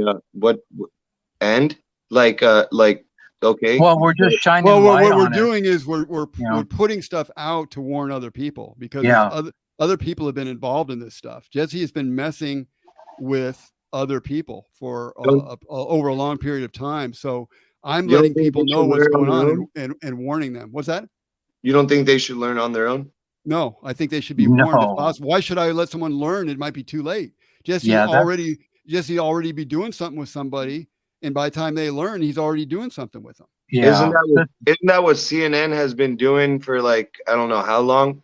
Been saying, No. hey, we're just trying to warn you guys. We're just Well, trying yeah, to but warn you guys. CNN doesn't have real people who are standing up and doing a live stream like I've done. And They put all also this- don't have real. They also don't have real footage or real. Like, No, but like it's yeah, really we have- you kind of have to trust at some point. Like if you believe in God, you kind of will see that we're telling the truth because we have no reason to lie. I mean, I've heard these things. Why would we be lying? Fabian about heard it? these things. My son, my son here heard Jesse talk and admit this stuff on the phone with my wife. So we need to believe all women too. Then, like, Are you hearing what I just said? Are you hearing what I just said, or you just want to do talking points? No. Yeah, I heard that you used your son admitted. as a tool to Well, you think get- you would use get my the- son to get after Jesse? No, he you- did are you it that to crazy? release. you use him as a tool to get your point across right now. I don't know about anything No. else in the past. I'm talking about right now. He came on his own accord. Yeah, He's no I tool. heard this stuff. I mean, it's Okay. Well, I'm Yeah. just saying, guys. Like it would be great if you guys had like actual evidence. Well, wait. information. Let me say something. First of all, you don't understand the relationship. When someone trying to keep something quiet, they're not going to put texts out. They're not going to put video out. They're not going to put all sorts of things out. They're going to try to keep it quiet. That it's done behind Mhm. closed doors. You don't get evidence. I wasn't trying to get evidence on the guy either. We were doing stuff that I was aware Right. of and doing. I wasn't trying to get evidence on But him at the same The time. thing is, I'm an eyewitness testimony of honorable people of man. That is actually evidence. You may want to look up the definition of evidence. It actually is. Well, yeah. Keep this in mind. I keep forgetting your name, Drake or Dup, whatever name you put on the screen. wait, do Okay, but keep this in mind. I've known Jesse for 30 years. Okay. I've worked with him for 20. Martin Francis has lived with Jesse for 30 years. These are not some people off the street here that CNN picked up to ruin a good man or something. No. Everybody involved in this who have stepped forward have known Jesse quite extensively. Nobody just kind of like came out of the woodwork and said, "Oh yeah, Jesse Peterson did this to me." We are all people who extensively know him. I've been heavily associated with Bond for 20 years, including being a board member. So I'm not some guy off the street here. Yeah, and Jesse's not denying it. He's just trying to keep quiet, keep his money coming in. That's all. No, Hey, yeah, Go ahead. I agree with that. I mean, but I don't. I've only donated to him. I mean, I would say like 3 times, but that was like years ago. And Yeah. I don't go to his church anymore. Well, good. Not because I have anything wrong with the guy. I watch his show here and now and then. I don't call in, but the only reason why I don't go to his church or his men's forums and stuff is because I realize that, you know what, like I got to be my own man, and Right. and I don't follow. First of all, I don't follow, and Jesse preaches that don't trust me, don't follow me, don't follow any man. So I does. just don't understand why people are going at him whenever that's his shtick.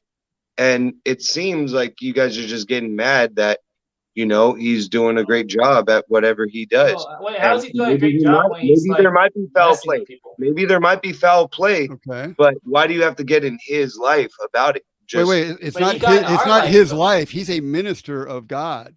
Okay. Right. And No, if he- you're he messing doesn't. if you're messing with other people, you're affecting their lives. You can't be doing stuff to other people and say it's just, oh, this is my life or his Well, life. this is how Yeah. He's affecting other people, man. Well, this is Yeah. how I see. This is how I see that this is gonna go. That like you might think that I'm going against you, but really I'm just trying to be logical. But I see that this is gonna go. That whenever people speak against about what you guys are saying about him, Uh-huh. you guys are gonna say like, oh, well, he's probably a victim, or probably he likes it and he does that stuff with them and stuff. I feel like this is going down a very, very sketchy, bumpy road, and I don't see any problem because you can either listen to Jesse, you can either not listen to him, you can go to his church, you can not go to his church. You don't. So So I mean, if you Jesse, guys want to take away his follower or whatever you guys call followers or subscribers or whatever, Mhm. you guys can go ahead and do that. But Wait, a but lot Doofus, of how come people- he's not like responding to us though? well, because he's guilty. That's why he knows he's Yeah. guilty. Yeah, obviously. Yeah. I mean, the thing is, it's hey, whatever your Dugan or what's your name? Dukas. That's the Dugas, name. That's the name he's giving. Hey, Yeah. you know, it's in American tradition to call out, you know, places of people in power that are hypocrites and that are liars. That's all we're doing.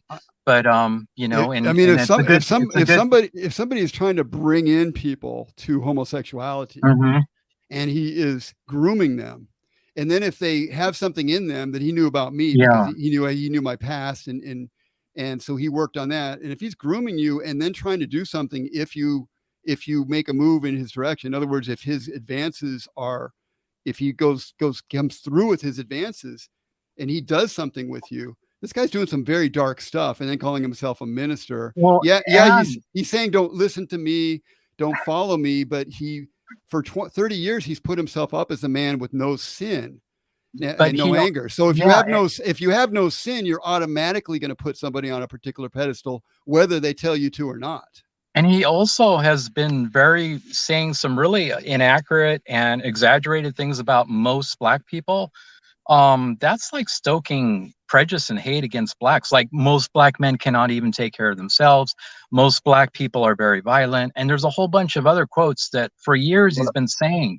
Nobody in their right mind would do that had love for, the Blacks or anybody else. It's like, that's been a big issue for me, actually. And I'm surprised, like, a lot of people are like really mad at him about that, Blacks, and they shouldn't be, but it's a really nasty thing he's been doing in that regard for many, many years.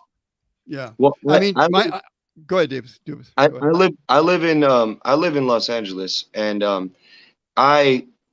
first of all, a lot of whites I don't even trust right now because this like wannabe Antifa people, and a lot of Blacks too, because a lot of Blacks are fucking starting. Hey, you can't curse, man. Don't curse on the show. Oh, sorry about that.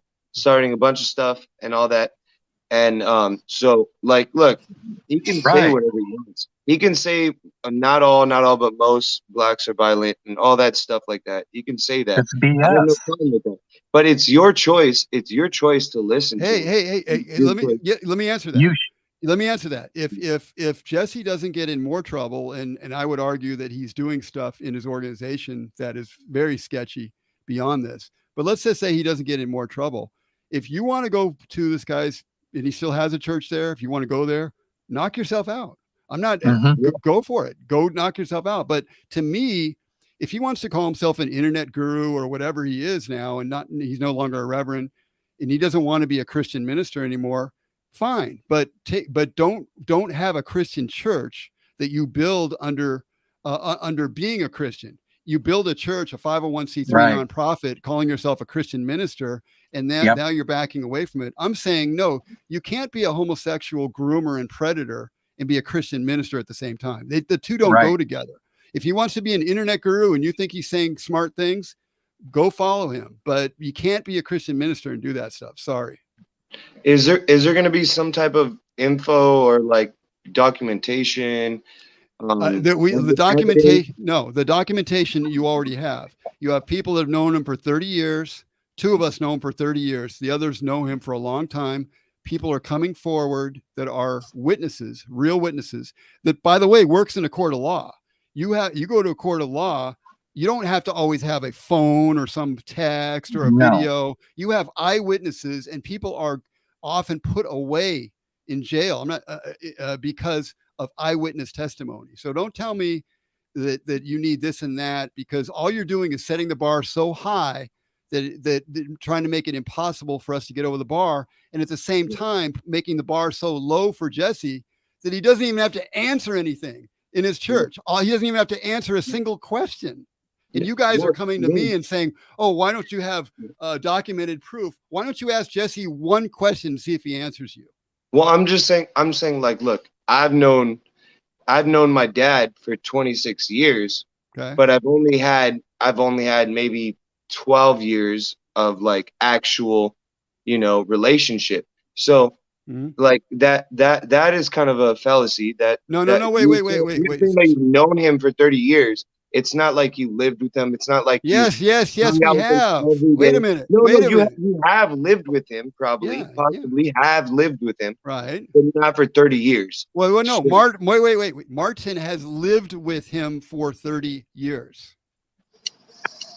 That's a pretty big one. That's a pretty big accusation. Absolutely true, man. Absolutely true. And I don't believe it and not believe it. You don't believe that?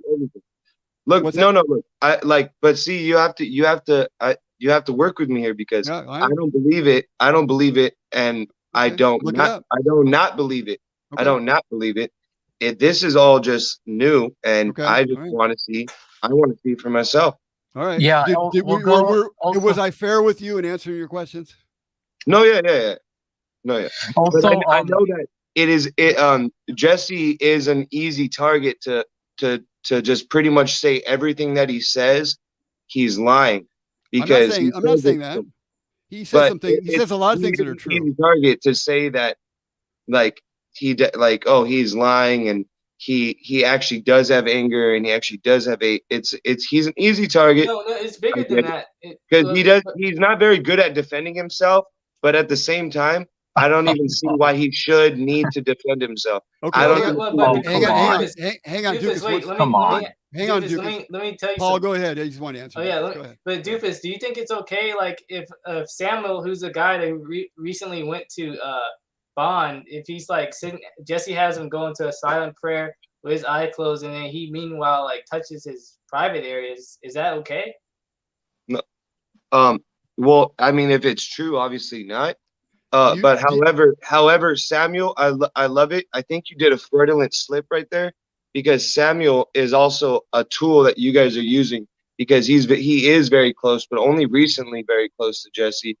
Right. He just started going to the church like a year ago, or a year and a half ago. You think we slipped him in the door or something? And he's a good tool, because he always used to call him, Samuel the Mexican car wash. Right. Do you know Samuel? He's a good weapon for you guys to use. I don't know how much you guys paid him, or maybe you guys. Wait. Let me ask. Wait. See how I did that though? See how I just did that? See how I just said you guys paid him? Lucas, I'm trying to talk. You guys are making Lucas, you have to have a conversation here, otherwise I got to drop you. Listen, you say that you don't believe or disbelieve, and you kind of like, oh, I don't believe or disbelieve. Now you just accuse us of paying Samuel, right? Yeah, that's what I just said. You're not. That's what I just said. Wait. Well, how would you didn't hear what but you didn't hear what I said after. I said, see what I just did? I just did what you guys are doing with Jesse. No. We're telling the truth here. Well, see. I don't. Do you know Samuel? Have you ever met Samuel? Yeah, several times. You like him? Several times. Huh? You like him? You think he's a good guy? He was a cool guy. Yeah. He even worked the church. He even did his show one day. He even did his show one day. So it seems like, and I really hope Samuel. I really hope you guys didn't pay him. I really do hope that you guys. Trust me, nobody paid Samuel. I mean, we certainly didn't pay. I didn't even know who Samuel was. See, what I did, I don't know if you know this, Dukas, but I had put out a series of blog posts. I knew because of what happened to me, and I knew that there was another young man that Jesse did something with many years ago, and I knew on good authority that he did. And I knew that guy was way back here, and I knew I was here. I knew there were people in between. I knew somebody was out there. And so when I started putting out my posts, I didn't even know who Samuel was. We ended up hearing from Samuel. And at first he was kind of like not with us, but Martin was coming to protest at the church, and he started like listening to what Martin was saying. And after a certain period of time, he kind of was willing to stand up and say, yeah, this is what happened. And so he came forward on his own and told his story. He called me and he's talked to Martin and others. And then therefore he did the video that you guys probably saw. So he kind of came up on his own and he came forward. I didn't even know I never knew who Samuel was until then. That's pretty hard to do too. And I know that the man has been blessed because I've experienced similar things. He's been blessed with love of God and being sure of himself by doing this. And it's not easy. It's embarrassing. It's very embarrassing. You have to understand, Dukas, if I would have to be such a hater of such a high level to put my family in jeopardy, Samuel would have to be a high level hater to put all this stuff. You think it's easy to come out and talk about stuff that's gone on? You think it's like an easy thing to do, that we would just do that for what? What would we be doing it for? Because we just hate, or we're looking for money, or what would be our reason for this? I don't know. I can't answer that. I'm still trying to figure out why it's happening now. It happened because I finally got enough guts to stick with what I knew was going on for a long time. And I finally got enough guts to just put my feet down and say, no, I can't keep going back and forth. And I'm just, it's my problem. It's not Jesse's. And this is just something I shouldn't talk about. I knew there was something really deep going on here. And I finally just said, I'm going to deal with this stuff. And I started getting it out there. And that was about 6 months ago. Yeah. Wait, Doofus, like, are you paid by Jesse? Wow, come on. I I'm wish. just saying, like, Somebody. I wish. I wish. like, if you're gonna say that about us, I mean, we could say that about you. Like, see, No, No, I you think. You Hey, can look me up. You can look no, me up. Just look up social dystopia no, on I think you're I think you're on the YouTube. I think you're on the level, and I think you're actually I think your mind is open at this point. You've said some stuff to us, but I think you're listening and you got an open mind. I think you do. Yeah, I'm figuring stuff out, but I haven't been going to Jesse's church, not because of anything about whatever this or whatever. Yeah. It's just I realized that, you know, I don't need to go to a church or, you know, or go to Jesse to learn about life and figure it out. I've Yeah. forgiven. I've forgiven. I've overcame, and I got no anger. The only issue that I got to deal with is now I just got married, my Ah, wife, and that's just the only thing. I just have to level her out. yeah. But Well, that's if you, the only thing I I would, gotta do. if you were listening to, would be willing to listen to any advice from me, I would say if you get yourself right in all ways, your wife will be a piece of cake because she'll just, you know, Yeah. you don't have to worry. Yeah. But I still have a lot of respect for Jesse though. I like whether it's true or not. I mean, he never did me wrong. He never did my brother wrong and his kid, because he helped me out and he helped me and well, she was my girlfriend at the time, but now we're married. He helped me out. I went through some stuff, you know, with the Ouija Yeah. board and I don't know, I just felt like I was possessed, whatever, but he helped me out, calmed me down, got me straight. And then my brother, and he was trying to get his kids back, and now look, he has his kids back.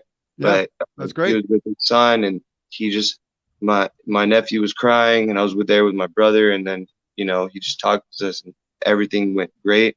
Yeah. And That's, so I mean, I, I never had any issues with Jesse. He was always chill, cool, calm, collective. But hey, you know what? Maybe people have stuff in the closet, but I cannot believe or disbelieve. I'm just going to go do what I want to do in my life anyways, no matter what. But I just wanted to see, like, live, like, well, not live in that kind of way, but like, you know, just from the horse's mouth, yeah. so to speak, that I, like, what you guys think. I appreciate that. And whatever Jesse did or said that was good, that helped you, I'm all for that.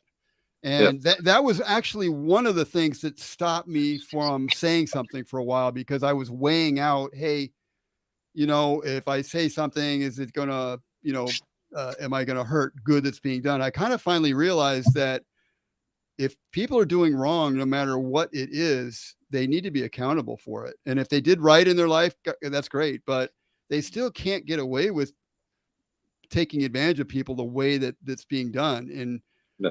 you know what I mean? So I fought that in myself for a long time. I honestly did. Let me, Yeah. hey, Yeah. Dukas, hang in there for a second, because Martin just got back on. He thought we were off. Now he's got back on. He might even want to say something to you. So hang in there, Dukas. If you got a minute.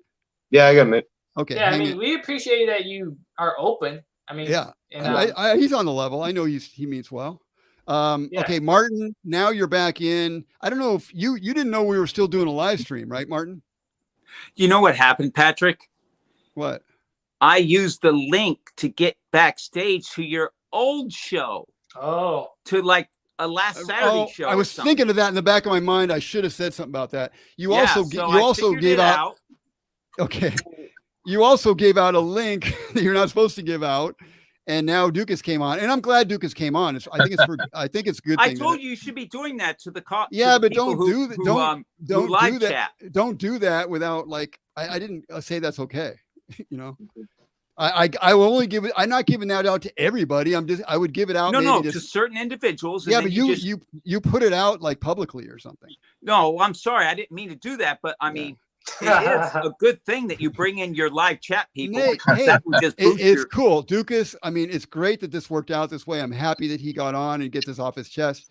But just don't do that. Just don't throw the link out for anybody. It was weird when he came on. I'm like, Dukas, what are you doing? yeah. Sorry, dude. I thought you were a troll. Honestly, I didn't know that you were. Yeah, open, it's cool. So, It's cool. sorry.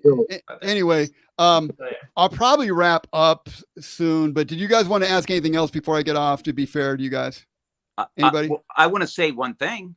Okay, go ahead. Okay, Don't get back on choice again. Oh, Go I ahead. have to. Yeah, That go is ahead. what I want to end. Oh yeah, with. go ahead. Yeah. Go ahead. Go ahead. Okay. Yeah, that was the topic. Yeah. Yeah, go ahead. I'm kind of kidding. You are a fool to take responsibility for making decisions. Thoughts and decisions flow through you. You are not making them, because none of you and no one in the history of the world, and Jesus wasn't telling secrets about this, so no one has seen how decisions are actually made and processed up in the mind. We make many, many, many decisions through the day. Many, many. We think we're making them. We take claim for them, and that's where all the guilt and everything is coming from. Of course, good and evil flows through us, but we should not be taking credit for the so-called decisions that are flowing through us, just like the thoughts are flowing through us. Okay, I get what you're saying. You weren't here. Martin, who are we as Anybody, right? What can we control?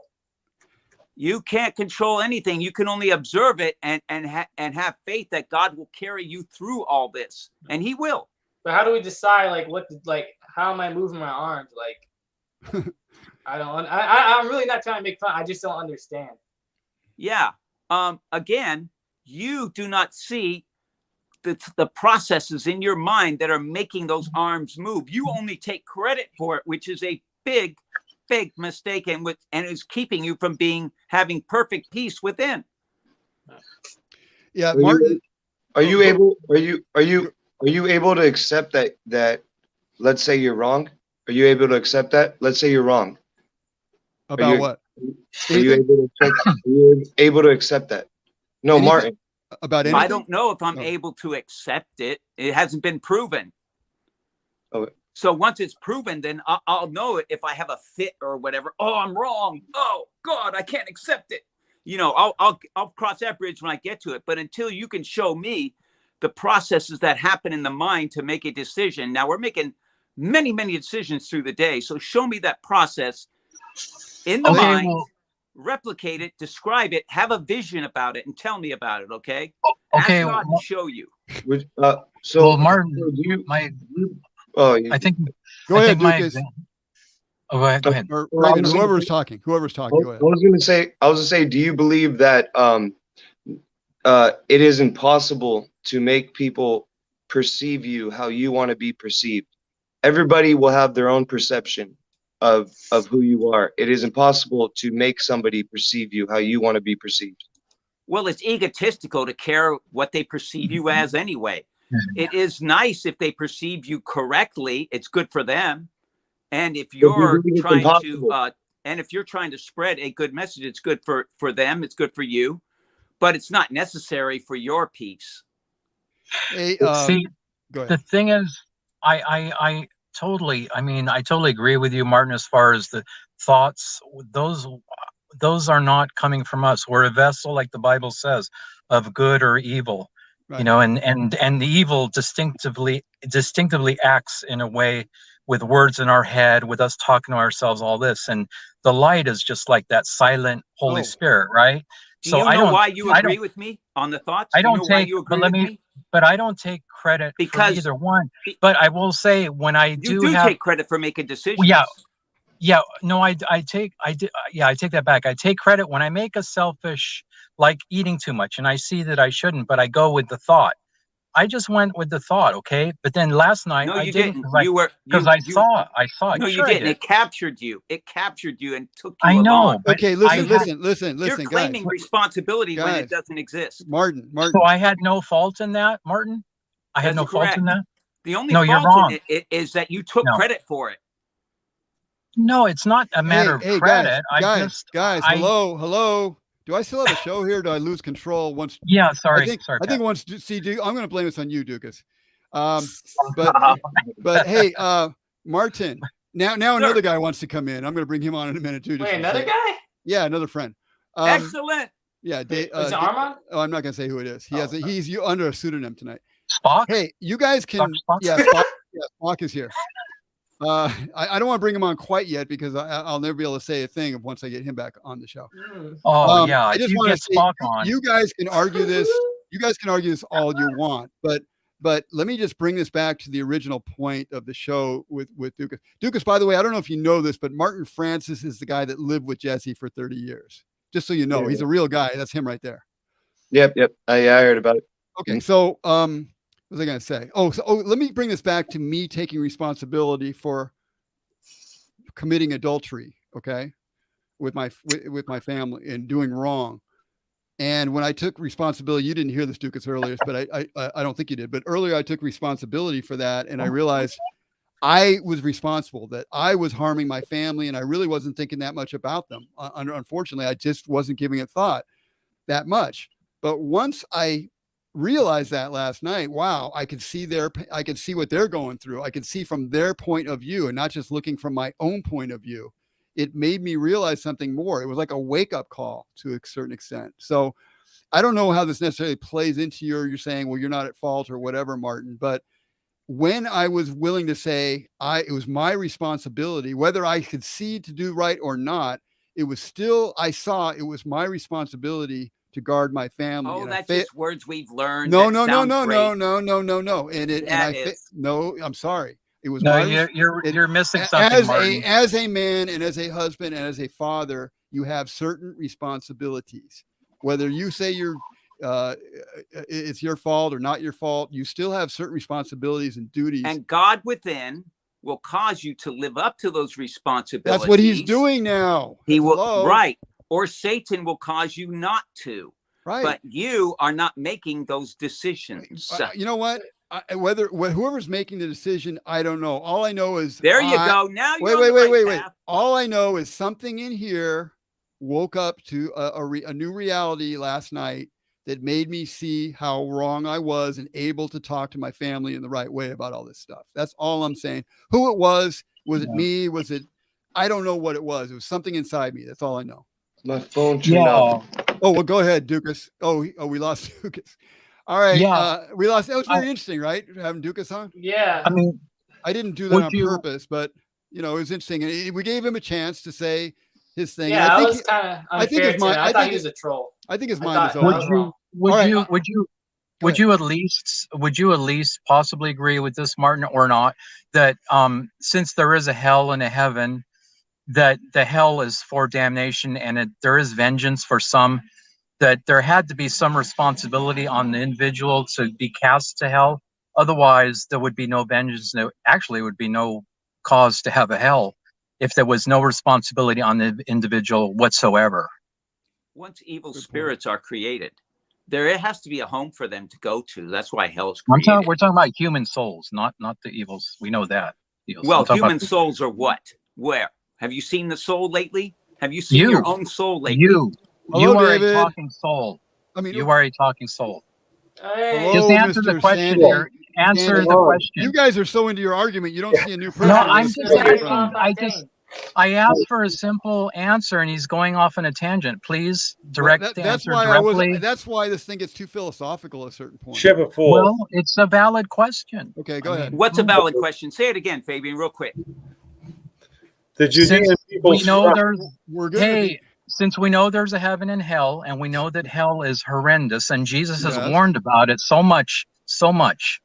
If we have no option and no choice at all, whether we're going to go to heaven or hell, how can there be a hell? How can that even happen? Jesus speaks those words to those he knows it will wake up. That's already been put in us. It's been pre-programmed in us before the earth was created. Okay, look. You guys are on a different. You guys are on a different tangent here. I don't. Are you satisfied with the answer?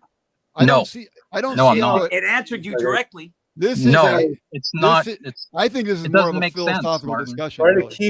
Try to keep it within context. You guys see that Mr. Sandy LaFontaine is here with his beekeeper outfit. Do you see that? Incredible. Yay. All right, welcome to the show. Well, okay. You're here just before we actually leave the show. You're getting on the show. Maybe is why everyone leaves. We're going to be here for another hour now. No way. No. Go ahead. I'd like to say, Sandy. I found Dukas's interjection to be refreshing, and I think that I don't see him as a troll. maybe if he is a troll, he's No, I think he really wanted he's to a see some helpful stuff. troll. Yeah, He's helpful he's a troll. Yeah, helpful, that's right. constructive, contributing troll. The best form of troll. Like Not cancer, the cancer troll. can be good for you, right? No, I'm It just can be kidding. good. I'm It not can be saying good he's for like you. cancer. It is good for you. Yeah. I mean, he came in, and I think he was being honest about his I perspective. think so. Yeah. Now, was. I'll tell I was you, just thrown for a loop. Like, how the heck did this guy get in? And then I found out Martin was giving out the link. yeah. And when I heard that, I had to go to Martin's videos, and very, very interesting. And that's how I got. How into did it. I give out the link? Oh, okay. Look. Final comment here. Here it is. I'm going to let this person wrap it up because we're almost getting on 2 hours. This is a great comment. Just a nobody. Thank you. Y'all got lives. You don't need to spend too long on here. Hey, just a nobody. I'm going to tell you something. You've never been involved in a group text with Martin, Fabian, and others. It can go on forever. We're going to start a 24-hour text channel pretty soon. Yeah, that would be good. All right.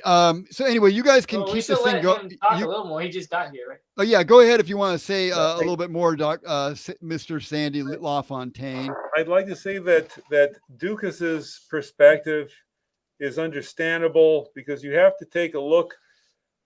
He wasn't living in the Bond house for 30 years. He hasn't been watching Jesse for 30 years.